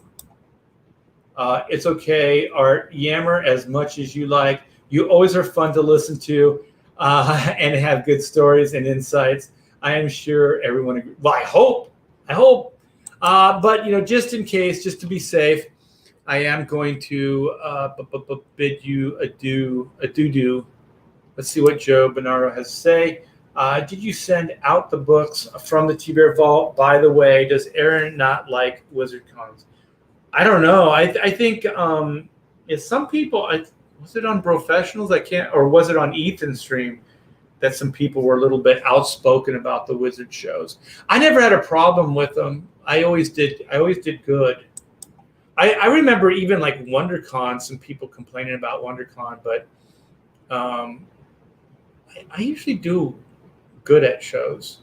Probably because I don't do a lot of shows. Eric says barbecue is different in the South. Oh, the food is so good here. Like this is the difference I see is that California is trying to be healthy. So they take all of the flavor out of everything, right? So California is doomed. It used to be fun.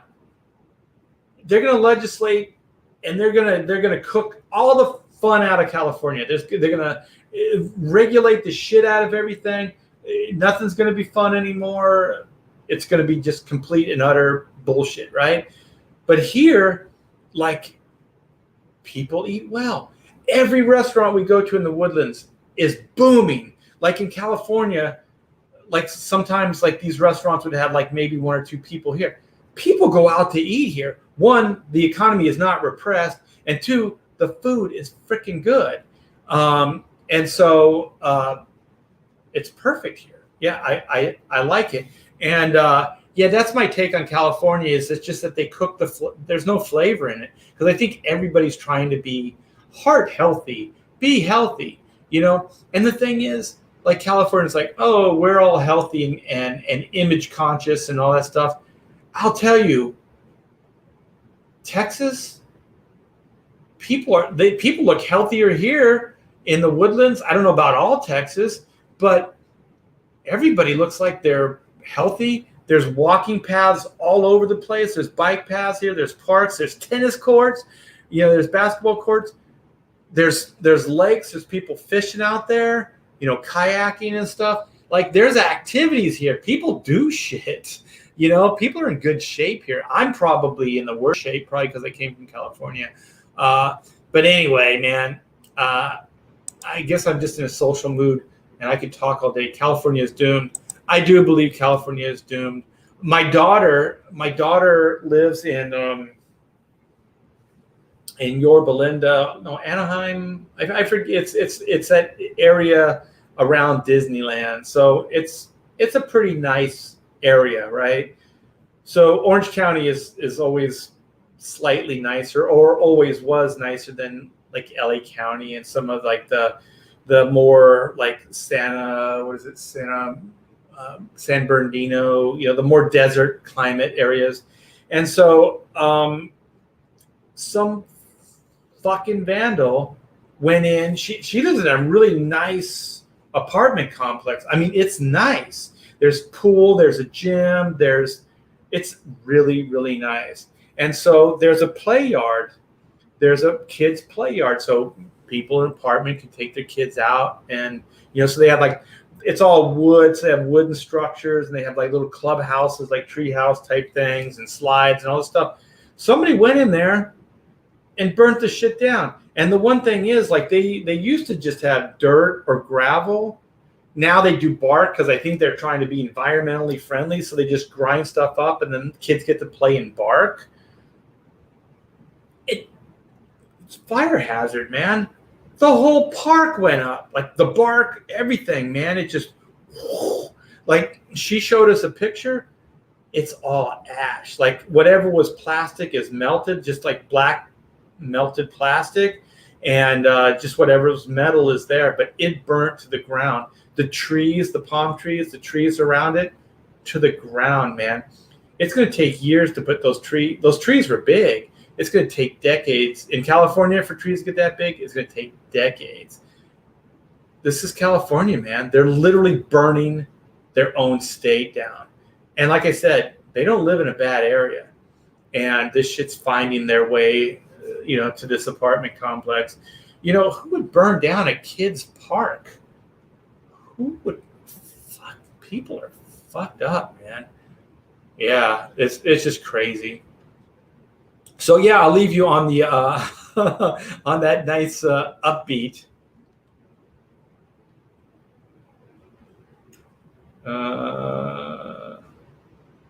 There's no reason to, like, my daughter, even when she was a certain age, she romanticized Hollywood. And so on her birthday, she wanted, there's some record, Rhino Records, I don't remember what it's called. And there's some places that are kind of cool rock, like places to go to buy, because she was kind of into vinyl. She's a cool kid, man.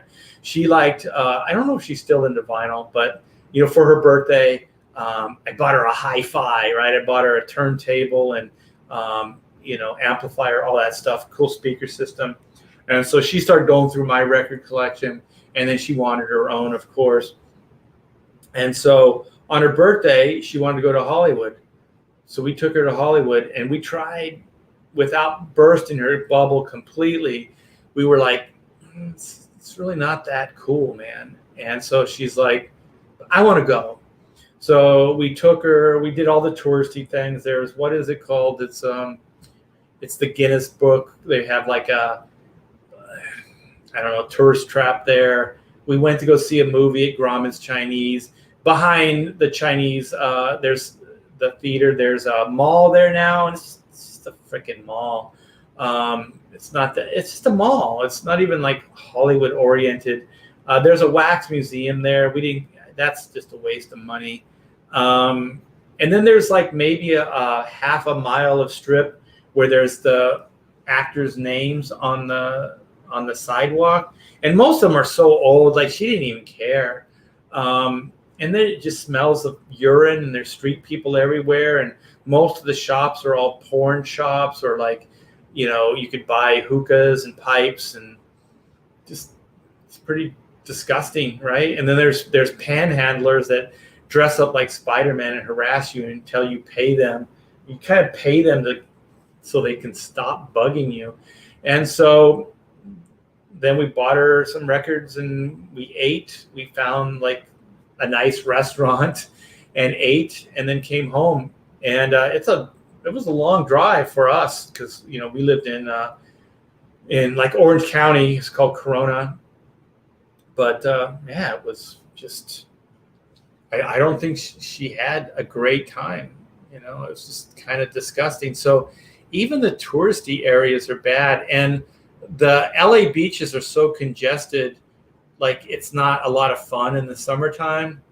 And then the Orange County beaches are nicer, and there is parking. Like if you went to Huntington Beach or Newport or even like what is it, like La Jolla, like more the San Diego stuff like that.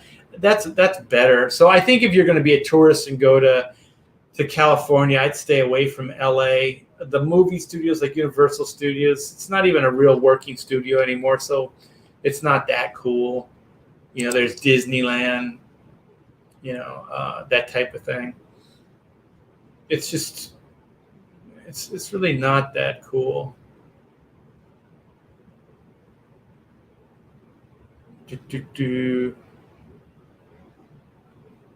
Oh, cool, man. My 14-year-old I think it's into vinyl record and 80s rock, which is on its way back. Is it Hollywood Babylon? No. Is it Rhino Records? Let me see if I can find it. It's kind of it's a big name. It's got kind of a reputation. It's shops in Hollywood. Record shops in Hollywood, California, I guess. Underground. Oh, it's called Amoeba. It's called Amoeba Records. That's it.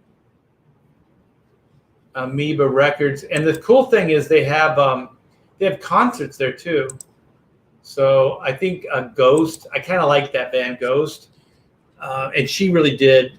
She does as well. We went there, and they had acoustic set. It was freaking awesome, man. They did an acoustic version of it. I think it's called "If You Have Ghosts, You Have Everything," and they still had all the masks on and stuff. But they had those guys. I think they're called the Nameless Ghouls or Faceless Ghouls or something like that. They had acoustic guitars and they're rocking out. It's pretty fun. Oh shit! How you doing, Richard Birdsall? Hell yeah, man. Richard and I, we ripped it up in comics, man. Rich is a freaking amazing talent. And I always think like Hack Shack Studios had maybe 3 major boom moments in its history. And it's still kind of going, but not the way it was. So, Hack Shack's been around 30 years or more. Hold on for a sec. I'm going to pick that up. It's probably my wife.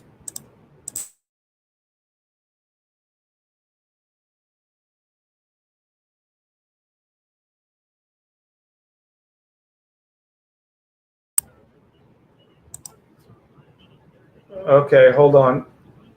Okay. All right. Yeah. So there was the original, where we had Trevor Scott, we had Danny Mickey, all kinds of great talent that went off and like made like a big name for themselves. And then there was Image Comics. So I didn't really have a studio. I worked at Extreme. So Hack Shack didn't. There was really no reason for it. And so then when Extreme started falling apart, Jeff Masuda and myself, Chap Yip, and Sam Liu, and Chris Leitner, the Liquid guys, we left and formed a studio of our own. And there was no real master plan. It was just like we like to hang out. And so we found a studio, and then we just kind of worked out of the studio. And so then some people from Extreme started hanging out with us because we were working in the mainstream. We broke away from Image and Extreme. So we were working for like Marvel and stuff like that. And so Jaime Mendoza and Larry Stucker, and I'm trying to think of some of the other guys. They started hanging out, even like Danny Mickey and Norm Ratman. And they just kind of wanted to see what life was like outside of the studio, because none of those guys had a career outside of Extreme Studios.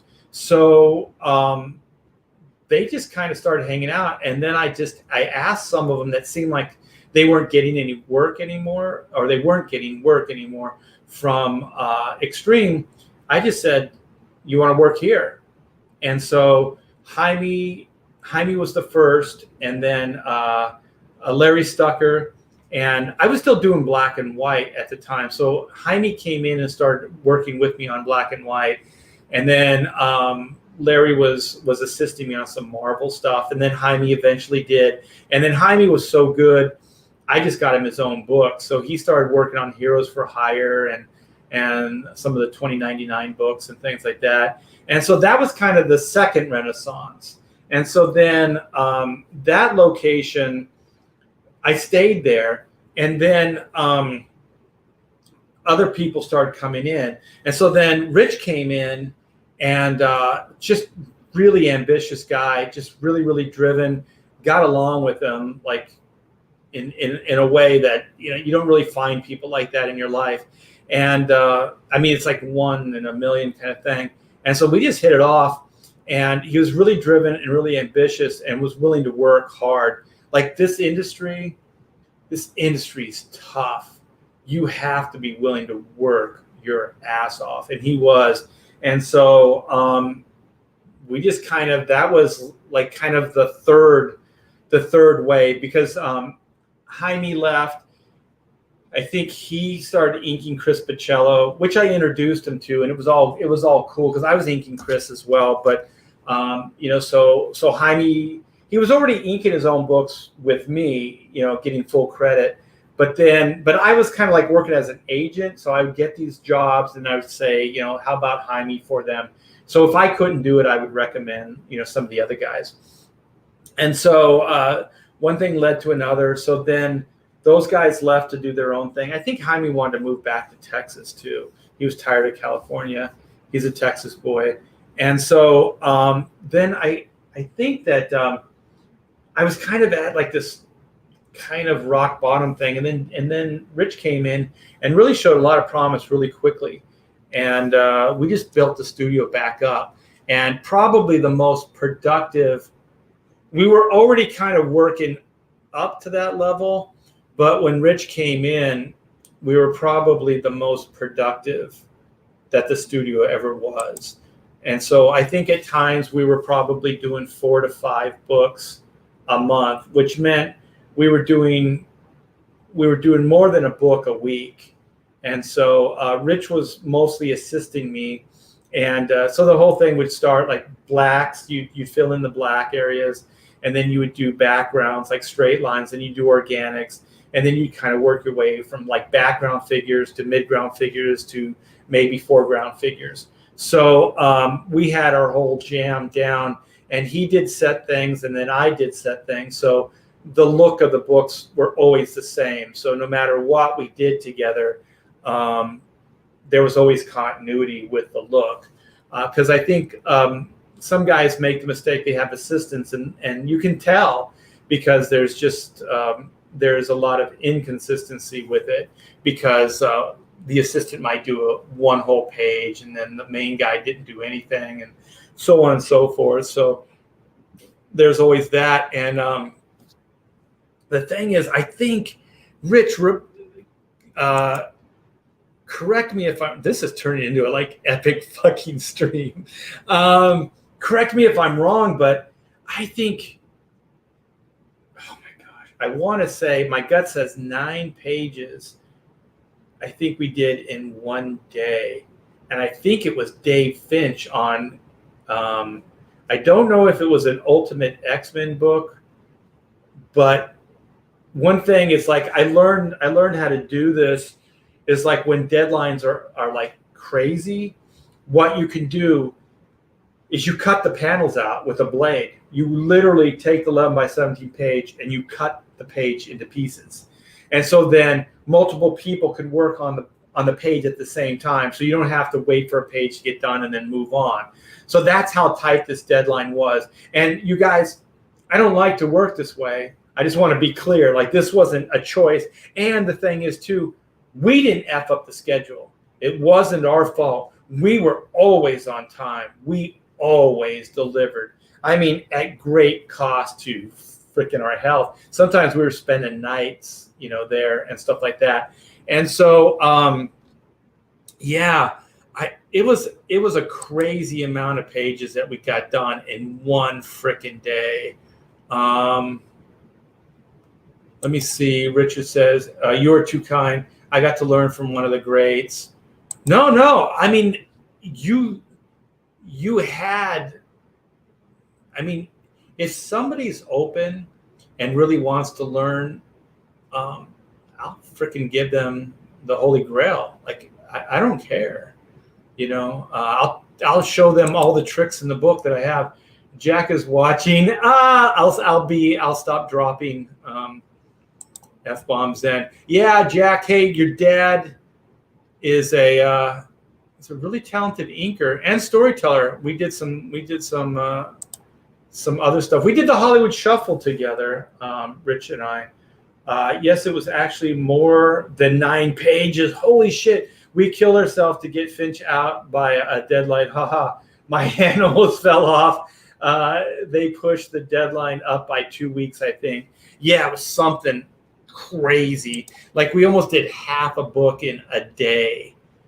I don't know how we did it. I think also Dave knew, like it helps when the artist knows that there's a deadline too. So they're not putting a lot of backgrounds in. They're not doing, a lot of crazy stuff.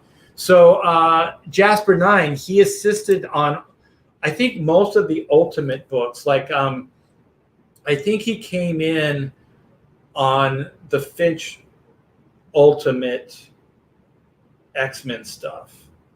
And then he helped me out a little bit on Spider-Man. But I think he was mostly Finch. I don't really remember how the breakdown was, but he may have worked on Ultimate Spider-Man, Ultimate X-Men, because those are the books that I think when he came in, we were working on. And then we always had we had A-tier books, but we just took, books, because there was, I think there were, at one time, there were 6 of us. So we always tried to make sure everybody worked, because the plan was that all of us could exist off of the money that we made off the comic books. So at the time, the only way you could really make money is volume. There wasn't like the big, Marvel days, the salary days, or the Image days anymore. So we just had to do volume. And so we would take DC books, we'd take Marvel books, Rich would take the lead on some of the books. And one of the things is that there was always tiers. So so everybody at Hack Shack had their own tax write-offs because we were all working freelance. So one of the ways the studio worked is we all kind of paid the rent too. So everybody had workspaces. So we all paid rent for our workspaces. And so Rich and I had the biggest workspaces, and we probably paid the biggest. Well, I know I did. Paid the biggest amount. And so basically Rich had his own room and I had my own room. And then we had, Rich got to a point where he had assistants as well. So I had my assistants, he had his assistants. And so the reason the assistants was good is because we always kind of could bring in new people and train them. So there was always kind of people coming in and then working their way out to the mainstream, And so that was kind of the idea. It's kind of like Comicsgate. Comicsgate works that way too. The older guys share their platforms with the younger guys, and then we kind of move up, move everybody up. And then they move to a certain level, and then they share their platform with the new guys. And so the main reason I wanted to structure it that way is so that people like Rich could have tax deductions, because otherwise you were going to get reamed, because you had your art supplies, but then you got to write off your workspace. You got to write off your assistants and things like that. And then the assistants got to write things off as well. And so we all kind of moved up, I call it the ladder of the rung system. And so, that's kind of the way we did it in the day.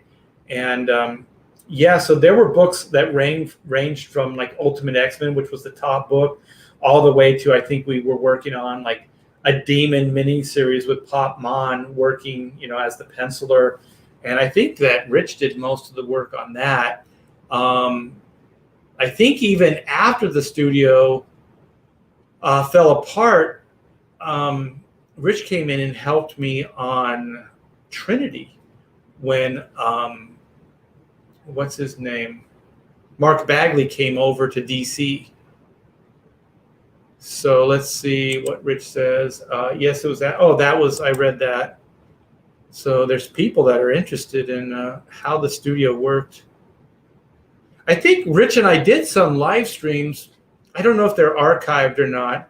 I really don't know what I'm doing, you guys. So some of these things go away. So you just made Jack laugh so hard. If you guys don't know, Jack is Rich's son. He's awesome. I got to meet him gladly. Luckily I got to meet him before we took off. So hard. Thanks for the dad points. No, I mean, it's true. It's fact. And you gave me so many opportunities that I would never have had otherwise. Ultimate Spider-Man, Ultimate X-Men, Etrigan. Yeah, that's what it was. Etrigan, Trinity, and the Teen Titans. Teen Titans. What run are the Teen? Oh shit! Was that the Jeff Johns run? That might have been. Oh, that's right. One of the big things you and I did together, I think, was the Outsiders and the Teen Titans. Right? We worked on Matthew. What was his name? Matthew Clark. I think that was the big thing. Yeah, I think that's the way hair salons work, where they kind of lease or rent out spaces and stuff.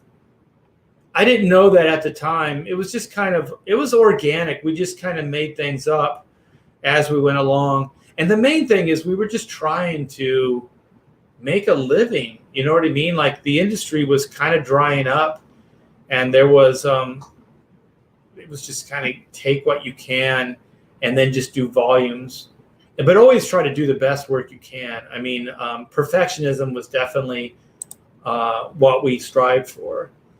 I have a huge box of the titles I got to work on. My son and I have read them together oh, that's cool, man. That is really cool. That's when comics were pretty awesome as well. I mean, comics today are filled with agenda and weird stuff. I don't know if I would let my kids, if I had young kids, read them. I have this young kid. He just woke up. Hold on. Come here. Come here. Come here. Come here. This is, I have a son, Rich. I have a new son. Yeah, he's kind of a pain. Let me see if I can get him on. Oh, there he is. He's got a Post-it here. He was eating the Post-its. So this is Arrow Inco Tiber. So I'm on baby duty, and these guys, they don't sleep through the night. He's 2 months old. They don't sleep through the night, so it's like having a human baby again. I'm so glad, man, you and your son are bonding over these comics, dude. I really do. It was kind of like just crazy times, but all I remember now is all like the high points, the good stuff. Even like the all-nighters and things like that, they just don't seem like, ouch, you just bit me. It doesn't seem like that big of a deal right now. Hey, Zach Bradley, what's up? What's up? Oh, Brad or Zach, you gotta come by the house. I gotta introduce you to our kid. But yeah, Zach, I sent you a message. Yeah, we're just gonna have to reschedule. Is it this weekend? Yes, tomorrow actually. So we'll go to that Old Town Spring in a week or so. Yeah, Pamela just had church stuff that she had to do tomorrow. I think she was obligated to do finger food or whatever the hell it is. So downstairs smells like heaven. She's cooking a bunch of stuff. So anyways, Rich, it was great hanging out with you. And man, I'm telling you, Texas, the Woodlands, the houses are going up here, but you can live in paradise for $200,000-$300,000. I wanted to buy my kid a house. I even offered. She wants to stay in California. I think it's good. She wants to see if she can make it on her own and stuff like that. So I think it's good, and I have respect for that. But the thing is, there was an article that came out, and it said that the Woodlands is the number one place in the United States to live, the number one place to live. And so that article came out, and a lot of people are moving here. And this house we bought 6 months ago. With California money, we paid this house in cash. It's so awesome. And it's worth $60,000 more than we paid for it. And we've done upgrades. They don't even know the upgrades that we made on the house. So the real estate's going up like crazy here. Oh yeah, Jasper saying Texas real estate is at a spike now. Yeah, just within, I don't know, the last 3 months. And so the houses are going up. I'm going to have another conversation with my kid, and I'm going to try to get her out here. Either that, or I'm just going to buy a house and use it as a rental property, because the prices are going up, and I think they're going to stay up too. I think they're going to hold their value, because this place, like Beverly Hills, I'm not kidding. Beverly Hills doesn't have shit on this place. This place is paradise. Rich, there's a lake with turtles in it and everything. There's houses around. There's a lake back here. There's walking paths all over the place. There's 9, they call them communities or villages, and they all connect. And each of the village, it's not just a planned community like those little gated communities. It's a whole area. It's like all of Orange County. Like if you think about all of Orange County as being a completely planned community, that's what this is. So all the communities are connected, and they all have their own infrastructure. So they all have like shopping and food and all these different places, entertainment, restaurants, and he's biting me. So you can go, and you never have to leave your village, like kind of area. It sounds a little Stepfordish, but trust me, man, it all makes sense. It's all thought out, and it's gorgeous. And everybody here has pride, like pride of ownership. So they take care of it, man. They really do. They have little things like plant a tree day. So the city, the Woodlands, actually, you can go to this area and they just give you trees, and then you can plant them in your yard. They encourage everybody to plant. It's basically, the houses are in the middle of a forest. So there's waterways and there's bridges, and it's just gorgeous, man. It's it's amazing. I can't say enough good things about it. Pam and I, every day we feel like we're on vacation here. It's absolutely amazing.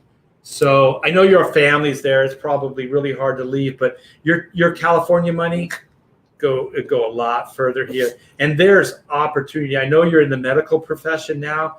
There are hospitals and medical everywhere, and it's all growth. Like they're building new hospitals, like high-rise hospitals and stuff in the area. So there's employment here too. So if you're still in the medical profession, I think you could do well here. And it'd be good just to see you again, hang out. Oh man, I would love to make the move, especially now with California falling apart daily. I wish you guys all the happiness and success in the world. You too, man. Yeah, you and your wife are good people. I know you'll do right by Jack. So Zach Bradley, if you do, let me know. Looking to rent. Oh my gosh, I already have somebody that I have a renter for the house. Yeah, I mean there are nice, like really killer, like one-story houses here with they don't have a lot of property, but they have yards, and the yards, even the smaller yards, like by Texas standards, they're smaller yards, but by California standards, they're average size yards. Yeah. So hey, Rich too, like you and your wife and Jack are always welcome. So if you guys want to hop a flight, flights are pretty cheap right now. If you guys want to come out, we got a guest room. It's actually the door behind me right there. You guys can stay. It's got a big double bed, so and it's got its own bathroom and everything. So the cool thing is we've had quite a bit of our California friends come out, and they all say the same thing. They want to live here, but they just they have family, so it makes it hard. The T-Bears are a small clan. Well, they have all kinds of stuff. We have two friends that live across the street. They make a living just driving Uber, because the airport. What is it? It's in Houston. It's the what the hell is it? It's the George W. Bush Airport. So there's a lot of people that that need transportation. Art, the real estate agent. Yeah, it's just fun to hang out with Rich. I'm probably being very, very self-indulgent right now.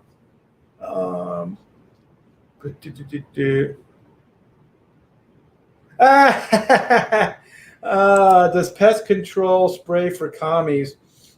Well, I let everybody know here, Pamela's like really hanging out, like she's part of these church communities. So we hang out, so we got like friends and stuff now here. And I make sure that, like, my disclaimer is like, yeah, we're from California, but we didn't bring California here. Because I think sometimes they're a little bit worried about like what happened in Austin and stuff like that. So yeah, I really just want to be a Texan, So that's kind of what I'm looking at. But all right, you guys. Well, thank you so much.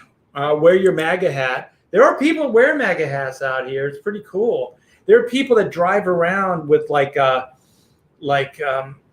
bumper stickers that have the American flag on and stuff. Like California is so weirdly like anti, like America. It's so freaking weird. When we were selling our house, this will be my last story. When we were selling our house, they saw like real estate. They saw that we were selling our house, and so they asked us. Everybody wants to know how much you're selling your house for, blah blah blah. And so it was a couple. And then they asked, where are you moving to? And I said, we're moving to Texas. And they said, oh, good. You can bring California, to Texas and help that, help turn that red state blue or whatever the hell it was. And I was like, no, that's not what we want to do. We want to go and peacefully coexist with Texans. With Texans, we don't want to change anything. We're moving there because we like it. We like the people. We like living here. So I don't really think of myself as a Californian anymore. So So there is some concern here, but I think there's, at least in most of the majority of Texas, there's enough people that don't buy into it. You know, they're just kind of, yeah, let Austin do what Austin does, but Austin isn't Texas. Austin is a small area of Texas. So, you know, and they're going to pay the price for, I mean, they defunded the police, like, yeah, whatever, you know, whatever you want to do, we'll see how it all plays out. But I don't think any good's going to come from it, to be honest. Let's see what my buddy Neon. Man, Neon, you guys are heating it up. And you know what? You guys inspired the Kevin Smith conversation, to be honest, because like I said at breakfast, I was telling Pamela about you and Geeky and you running with Kevin Smith.